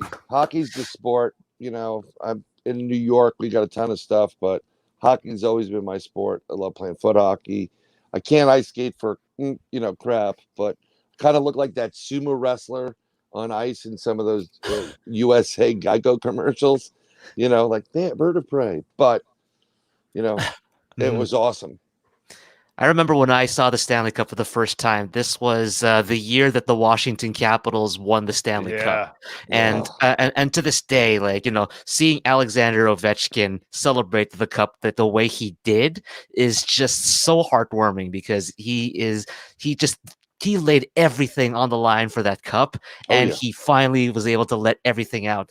Devontae Smith-Pelly is from the same city I'm in. I'm from Scarborough, and went to one of the pubs that his family that he used to go to, and cup was right there. Got just waiting in line, pouring rain, thunderstorm, and everything. You don't care. Well, it just stayed out there. You gotta Exactly. go. You don't care, and you go there, line up, and when you see the cup there, it's like it's just this beautiful thing. You see the names on it, you see the engravings. These are the same people that touched this cup 60 years ago, the same trophy 60 years ago, and you're touching the same thing. It's not like That's the cool. NBA. Don't get me wrong, I love the NBA, I love the Larry O'Brien trophy, but you make one every year for the new champions, which is great because the Toronto Raptors, we get to keep that trophy for forever, basically. But it sounds like there's some energy to it, man. Yep. Dude, thing. Powerful. Yeah. It's powerful. Love that. I mean, you think about it. I mean, you have hockey players. You take Joe Thornton, who was drafted first overall in 1997, and he is now in his 24th year in the NHL, and he's never won the Stanley Cup. Yeah. Oh my goodness. He has a pretty good chance this year. I mean, but then again, no, he doesn't. He's a fucking Leaf. Come on. Lundqvist. Austin Matthews and Mitch Marner, they're the ones who have given us a little bit more hope than most. Over the How years. much dust does your parade chairs have on Yonge Street right now? 67, buddy. Now it's go. Now here it comes. Here it goes. 67. See, here's the thing: the chairs have been dusted off. The Raptors got to it first, so the chairs are not going to be dusty. But and that's the thing. I also feel that the Maple Leafs did miss out on a huge opportunity to capitalize on the Toronto audience, because the Toronto Raptors got the cultural relevance here in Toronto. They've had excellent play for the last 8 years, except for maybe this year, but this year doesn't really count because pandemic and stuff.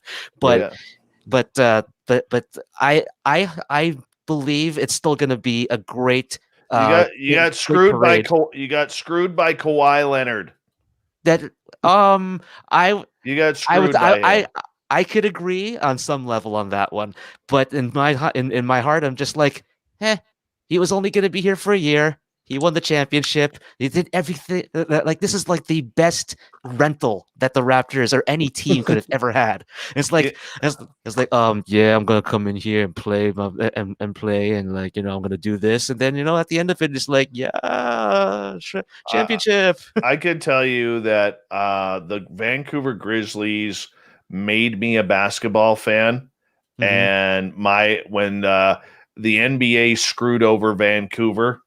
For the Grizzlies when they moved to Memphis, and Michael Heisley, that prick of an owner that they have, literally came on stage or came in front of the Vancouver fans, said I would never move the team, came out and sang the Canadian national anthem on his first night of ownership, and then 2 months later announced he was moving the team to Memphis. And the NBA allowed our city to be embarrassed like that. I have never, ever paid a dime or watched basketball ever since because of the way that league and the human beings who run that league, the players. I've talked to a lot of athletes over the years. NBA players, in my opinion, are the rudest people, some of the rudest people on the planet that I've ever met. Talk about entitlement, and I will have nothing to do with the NBA.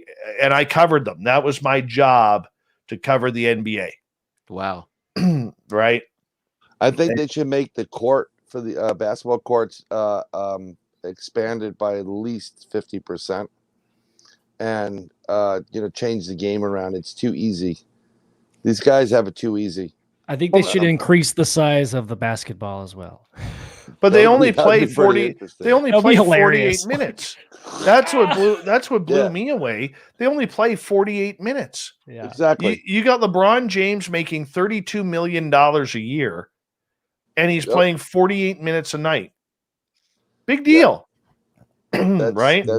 That's a period in hockey. Yeah. Ben's podcast is called UFO Garage.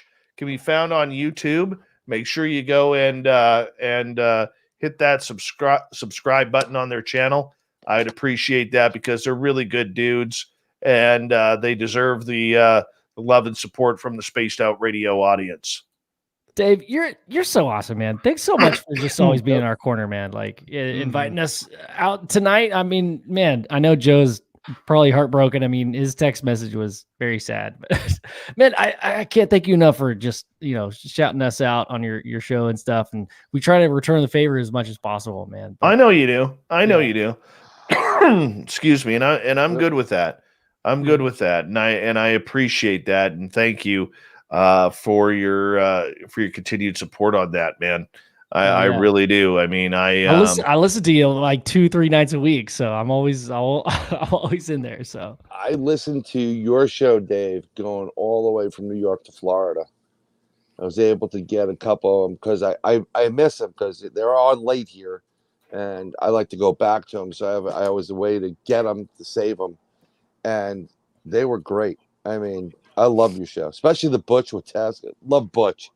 I mean, Butch when is you just riled them up. You were like, "Yes, we have liftoff." It was great. Oh yeah, that's my whole job. Like, I'll call Butch before the show, man, and I'll be like, "Dude, I gotta figure something that's gonna fire you up, man. I gotta think of something that's gonna fire you up because Butch is just when he starts going, it's amazing. It's great radio. It's great radio because he's just on the cusp of pulling a Homer Simpson and blowing the top. Yep. Hopefully get to see him in a couple of months. We're trying to get to a couple of guys in the PA area together, and Butch is one of them. So hopefully, I'm sure he'll meet with you guys. Yeah, he's great. He's a fantastic person in general, and yeah, he doesn't take he doesn't take any from anybody. So yeah. Hey guys, don't mean to interrupt, but I gotta go to the bathroom. I'm probably gonna head off for the evening. But dude, I'm gonna do the same. It's like great to meet you guys. And Dave, thank you guys. It's a witching hour. Yeah. Thanks, Dave, so much. Yeah. And call me tomorrow about the website, man. Let me know. Yeah. Could you, Ben? Could you private message me your phone number? Gotcha. On Facebook. So because literally, like tomorrow evening, I do have to do something with the website. Yeah. And I'll fill you in on everything with that. Yeah, cool. So that would be really cool, man, and I would appreciate that. Sounds good, brother. All right, man. Give Ben my stuff if he needs help with the others, live stream. Brian, for StreamYard, just put your contact info in the Facebook chat. Oh, yeah. I mean the Facebook chat or this chat? Yeah, no, the Facebook chat that we had going for the show. Yeah. Okay. Yeah. Yes. All right. Not a problem. All right, guys. Cool. Thank you all again. Thanks. Talk to y'all later. I'm going to go out too, Dave. God bless. All right. Take care, Brian. Bye, everybody. Same with me. God bless y'all. Thank you so much for having me on. Lex, Brian, Ben, good job. Hey, congratulations on joining Saga 960, man. Thank you. And thank you for, and again, I haven't said it enough, man. Thank you for asking me to be on your show here. This was a fun experience, and I really enjoyed the company from everybody. You know what? I just thought it would be a lot more fun. Thanks, Long Island Bigfoot, for the super chat. I just thought it would be a lot more fun, dude, than just you coming on for like 5 minutes. Hey, I got this new show coming up on Saga 960, and we're going to talk wrestling all night long. You know what? No way, man. Come on for what I told Praveen. I was like, come on for like 3 hours. Let's bring Lex on, man, and we'll talk some woo. We'll get him in there. We'll get the show plugged. Don't worry about that. He's like, really? And I'm like, yeah, we'll have some fun. It's cool, man. I like that. This is and one thing I wanted to say during the show actually was like when you said it's the woo factor that's a wrestling fan that has a totally different meaning for me. I know. It's all Ric Flair, right? Woo, exactly. Oh yeah, trust me. We all know that. I mean, you can't be into the woo here if you're not into Ric Flair. That's true. That's very, very, very true. Yeah. Yeah, my business partner, he is diehard Ric Flair. Like even his Nice. email is Nate, right? Wow. Yeah, he is like major hardcore Ric Flair and it's just amazing, but no, man, I want to say thank you for coming on. I'm glad you had some fun and everything, and good luck with your show, man, because I mean it's a tough business right now, as you know, especially thanks to Rogers, who decides that they're going to gas everybody, and a bunch of my friends, or not Rogers, Bell Media, Right. when they gassed all the TSN, and I had a lot of friends in Vancouver lose their job, man. Yeah, it was I remember just seeing the people that that I guess would be my peers here in Toronto, just everybody expressing their devastation and everything. And Saturday night's main event, the other wrestling show here in Toronto, it's hosted by Jason Agnew on the Bell stations. I was worried that I was actually worried for him too, because he was on the Hamilton TSN 1150, and they got switched over to Bloomberg Radio. But luckily for Agnew, he was able to Bell kept him on and was putting him on multiple stations as well and syndicating him. So I'm glad that he's got he got a reprieve in that sort of sense. Absolutely, my friend. Absolutely. And I know a lot of guys didn't. And it's too bad. It's really, really too bad. And oh well, that's why I like doing what I do. I'm in full control.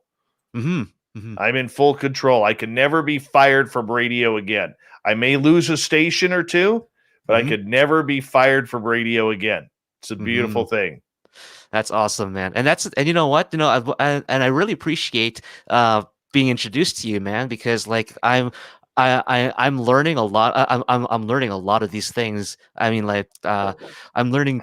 Yeah, I'm still learning a lot of these things, and to be able to see what you do and how you go about it, and just the how tight your ship is run, basically. That's Thank you. Something that is really inspiring to me, and something that I definitely want to learn more from. Yeah, if you ever need a hand, man, just give me a call, and we could chat, and I'll help you out. I have no problem with that. I want to see everybody have success, man. I appreciate it, man. Appreciate it. Yeah. Unless YouTube chose to demonetize, then we're all screwed. You know what? I'm not screwed as much as somebody like the Mr. Beast channel, where that guy's like making like $20 million a year off of YouTube. Or that young kid who's like 9 years old made $29 million last year. For making toys. I will get by because I have terrestrial radio. I would just have to revamp the game plan. But for the rest of it, I'm not worried about it. Ride the wave, man. Ride the wave. But Lex, thank you for coming on, and appreciate that. You realize all your friends who listen to this are going to be like, what the hell were you on? Why were you what the hell was that all about? Like, they're going to be like weirded out, man. It's going to be awesome. Hey, man, I would love to see and live to see their reactions to this. Right? Me too, man. Me too. Hey, good luck to you with your show. Have a lot of fun with it, and keep on rocking, man. And if you got an extra belt, send it my way. Ooh, yeah. I gotta get a belt, man. That's one thing I need. I've always wanted a belt. Oh yeah. You know what? eBay's got a pretty good. I mean, like it may not be. It may not be direct from WWE or from the man or for the company. I just want one that shows like a UFO or Bigfoot on it, because you can get them made, right? That's what I want. I believe I know of a site that you could go to. I'll send it to you. Yeah. All right, brother. Well, right. you take care, and thanks for staying up to it's 3:23 a.m. your time. So thanks for staying up for as late as you did. You did great tonight, by the way. You really did great. Thank you so much. Thank you. Really appreciate it. And thank you for leading as well. Yeah, no problem, man. That helped me out a lot. No, not a problem, Lex. You take care. Good luck with your show. Good night. Thank you. All right. Bye-bye. Bye. How awesome is that? Good guy. Good guy. Yeah, that was a lot of fun. A lot of fun. As we continue on here on the mighty SOR. I'm having fun.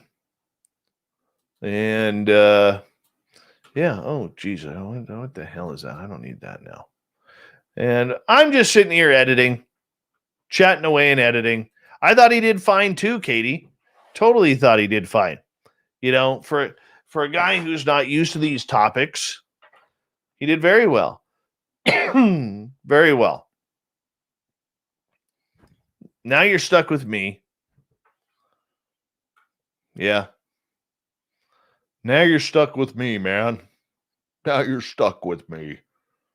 Hi, Carol Burke, looking lovely tonight.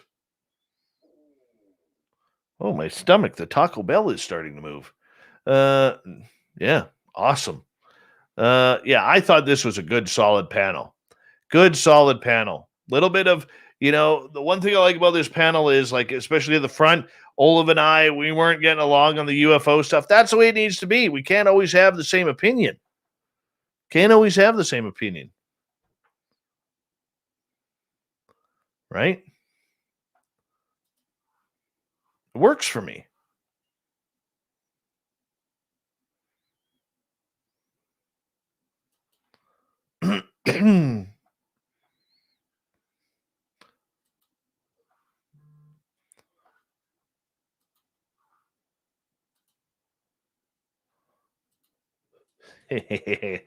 Ah, yes. I'm having fun.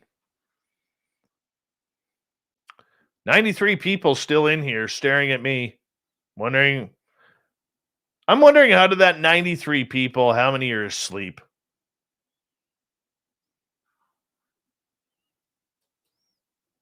How many are asleep? Let's just be honest. Who's asleep right now?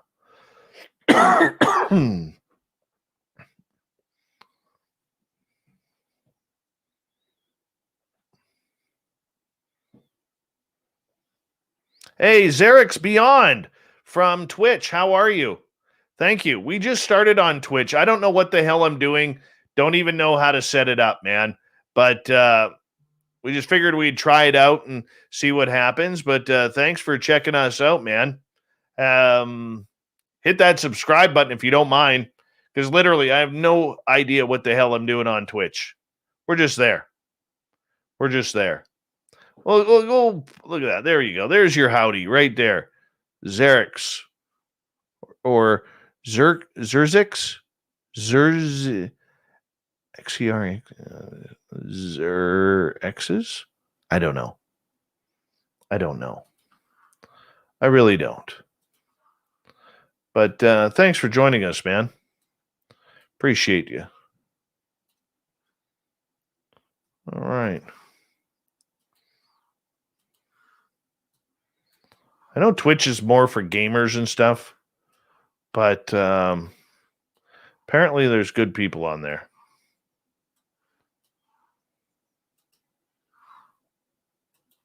I'm just way too old to figure it out. Back in my day, a Twitch was a... Truth. We also broadcast on YouTube. Facebook, I'm not very friendly with right now. We also broadcast on Twitter. And then all of our podcasting archives they're all over the place. But all of our archives are free, so you can check it on out.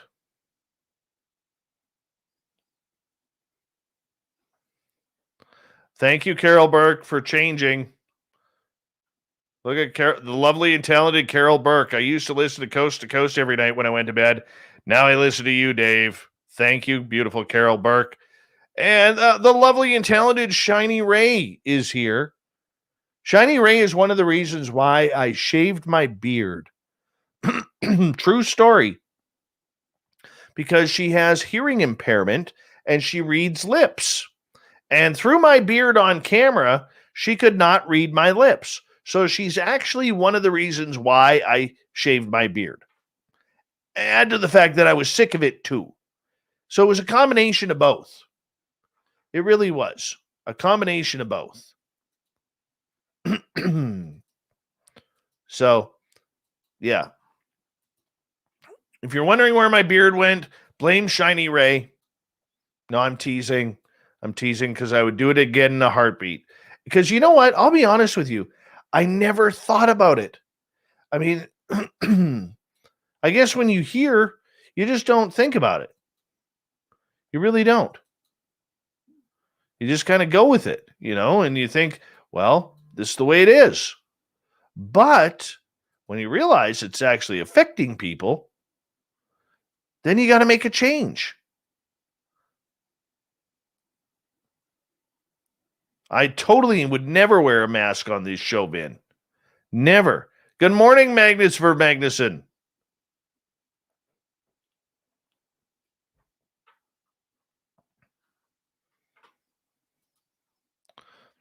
Four 068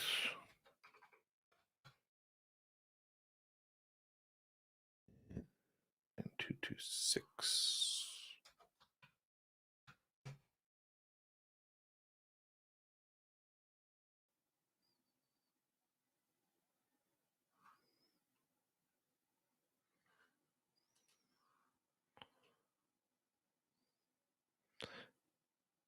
What are you talking about, Tristan? I did not wear a silly mask in today's show. That's that damn El Ovni Volador. That's not me. Don't know what you're talking about. El Ovni Volador is a jerk.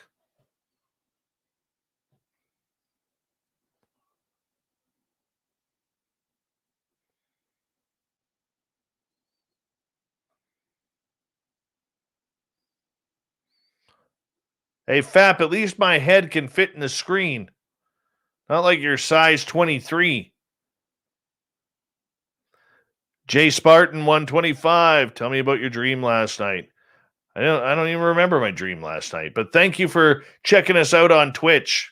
Don't forget to hit that subscribe button if you don't mind, or follow button, or whatever it is. I'm not good at Twitch. We just started Monday on Twitch, so I'm just learning this, man. Just learning this. I don't even know how to set up the profile. I'm going to try and figure that out this weekend. Yeah, I'm old, okay? I'm old. So, I mean, that's just the way it is. Trying to think back. Now you're going to force me to think. Damn it, a challenge. I don't remember my dreams very well, man. I apologize. Unless it's aliens, and it wasn't aliens last night. John Spartan, you owe 2 tickets. What's the last? Eugene, I don't know. I totally do not remember my dreams. Nope. Don't remember. Not true.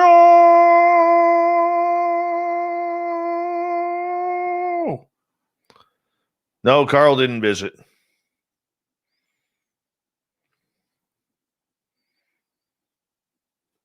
Thank you, Jay Spartan. Don't forget, hit that subscribe button, man. We'd appreciate it.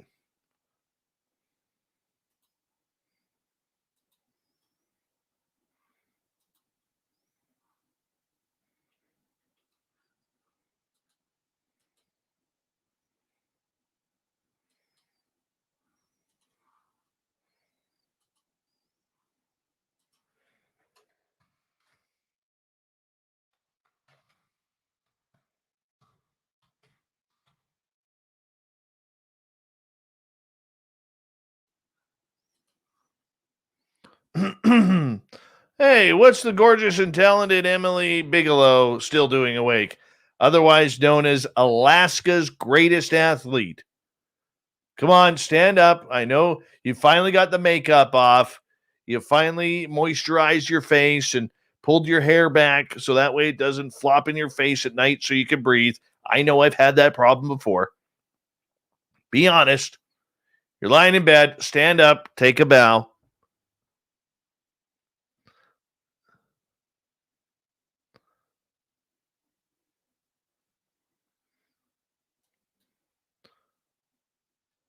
Tristan.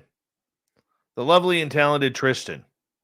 I do not have an alter ego named El Ovni Voldador. He's a jerk. Don't like him.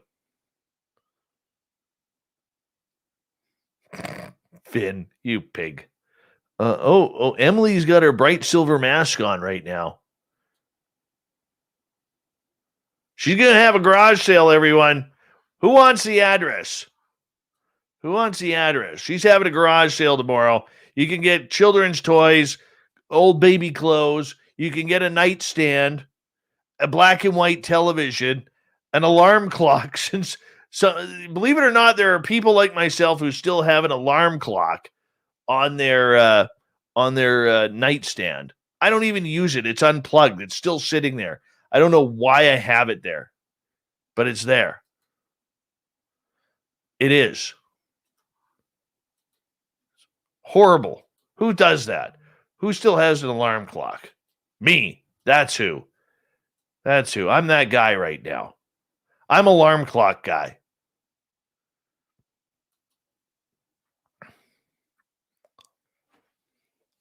Is that just hype? No. You got to follow the lines, okay? Corbell's getting his stuff from Knapp, who's getting his stuff from the big boys.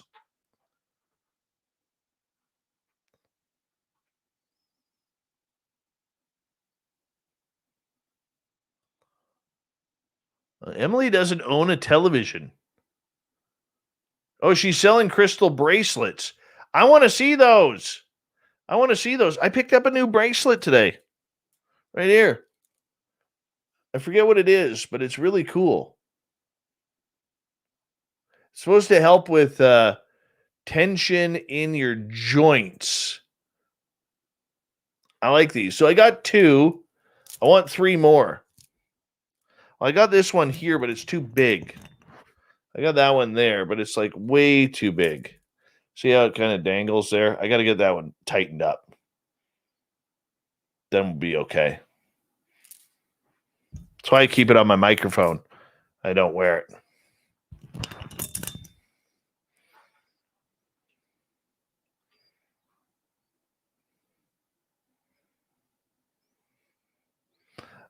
These are about 6.5, 7 inches. Maybe 6 inches. I don't know. Talk to Cherie Ariano. Hold on. Let me see if I got Cherie in here. No, I erased all my text messages. That's right. I did a cleansing on my text messages the other day.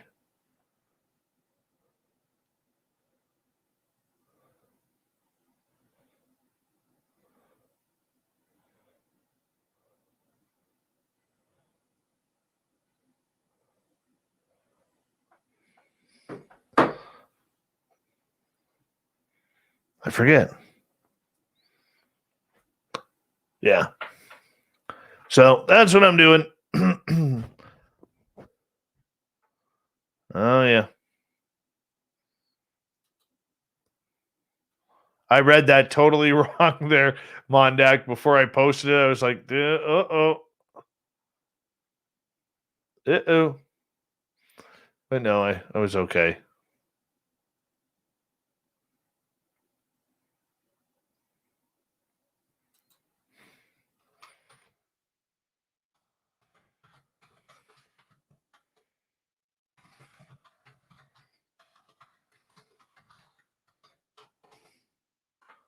I think that's all moving. All right, everyone. I'm going to go enjoy the weekend. I got a lot of work to do on the show tonight. or not tonight, but this weekend, because I'm trying to get Geraldine and I are trying to get the website going, and we've got a couple of things that we need to accomplish. So I'm going to run because I also have to work in the morning. But much love to all of you. Much love to Josh, Vin, Dirty Filth, Olav ×2, Cat Chaser ×2, Andrew, Ibarata, and Ed for the amazing super chats tonight. Really do appreciate the love and support that you guys have of Spaced Out Radio. Thank you to all the veterans who listen to us as well. It's just amazing to have you all here. On Monday night, we are kicking off a new week. I don't know who's going to be the guest yet because I haven't gone into accordance with the booking guys' messages and taken a look to see what is up. So I will do the schedules up for the website. You guys will check it on out, and we'll be able to get the schedule up Saturday night. I'm going to try and blog this week because it's been a couple of weeks since I've actually blogged.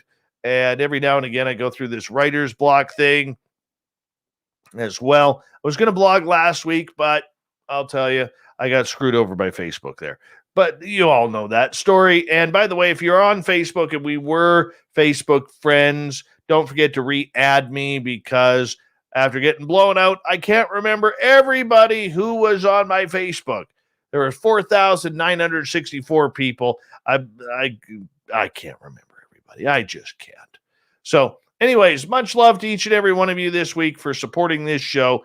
And you guys have a great weekend. Take the weekend off. Don't forget, next Saturday, we're going to be 7 days a week because Lynn is going to be hosting on Saturday night, not tomorrow, but the following Saturday. And then, of course, there's always Michael W. Hall. I'm going to try and move him over to the YouTube side of everything as well. So you guys take care. We love you. You guys enjoy and enjoy your weekends, and we'll talk to you very soon. Have a great one. Thank you, everybody on Twitch, Twitter, and Periscope, along with YouTube. You're amazing. Thanks for everything you do. You're amazing. Take care.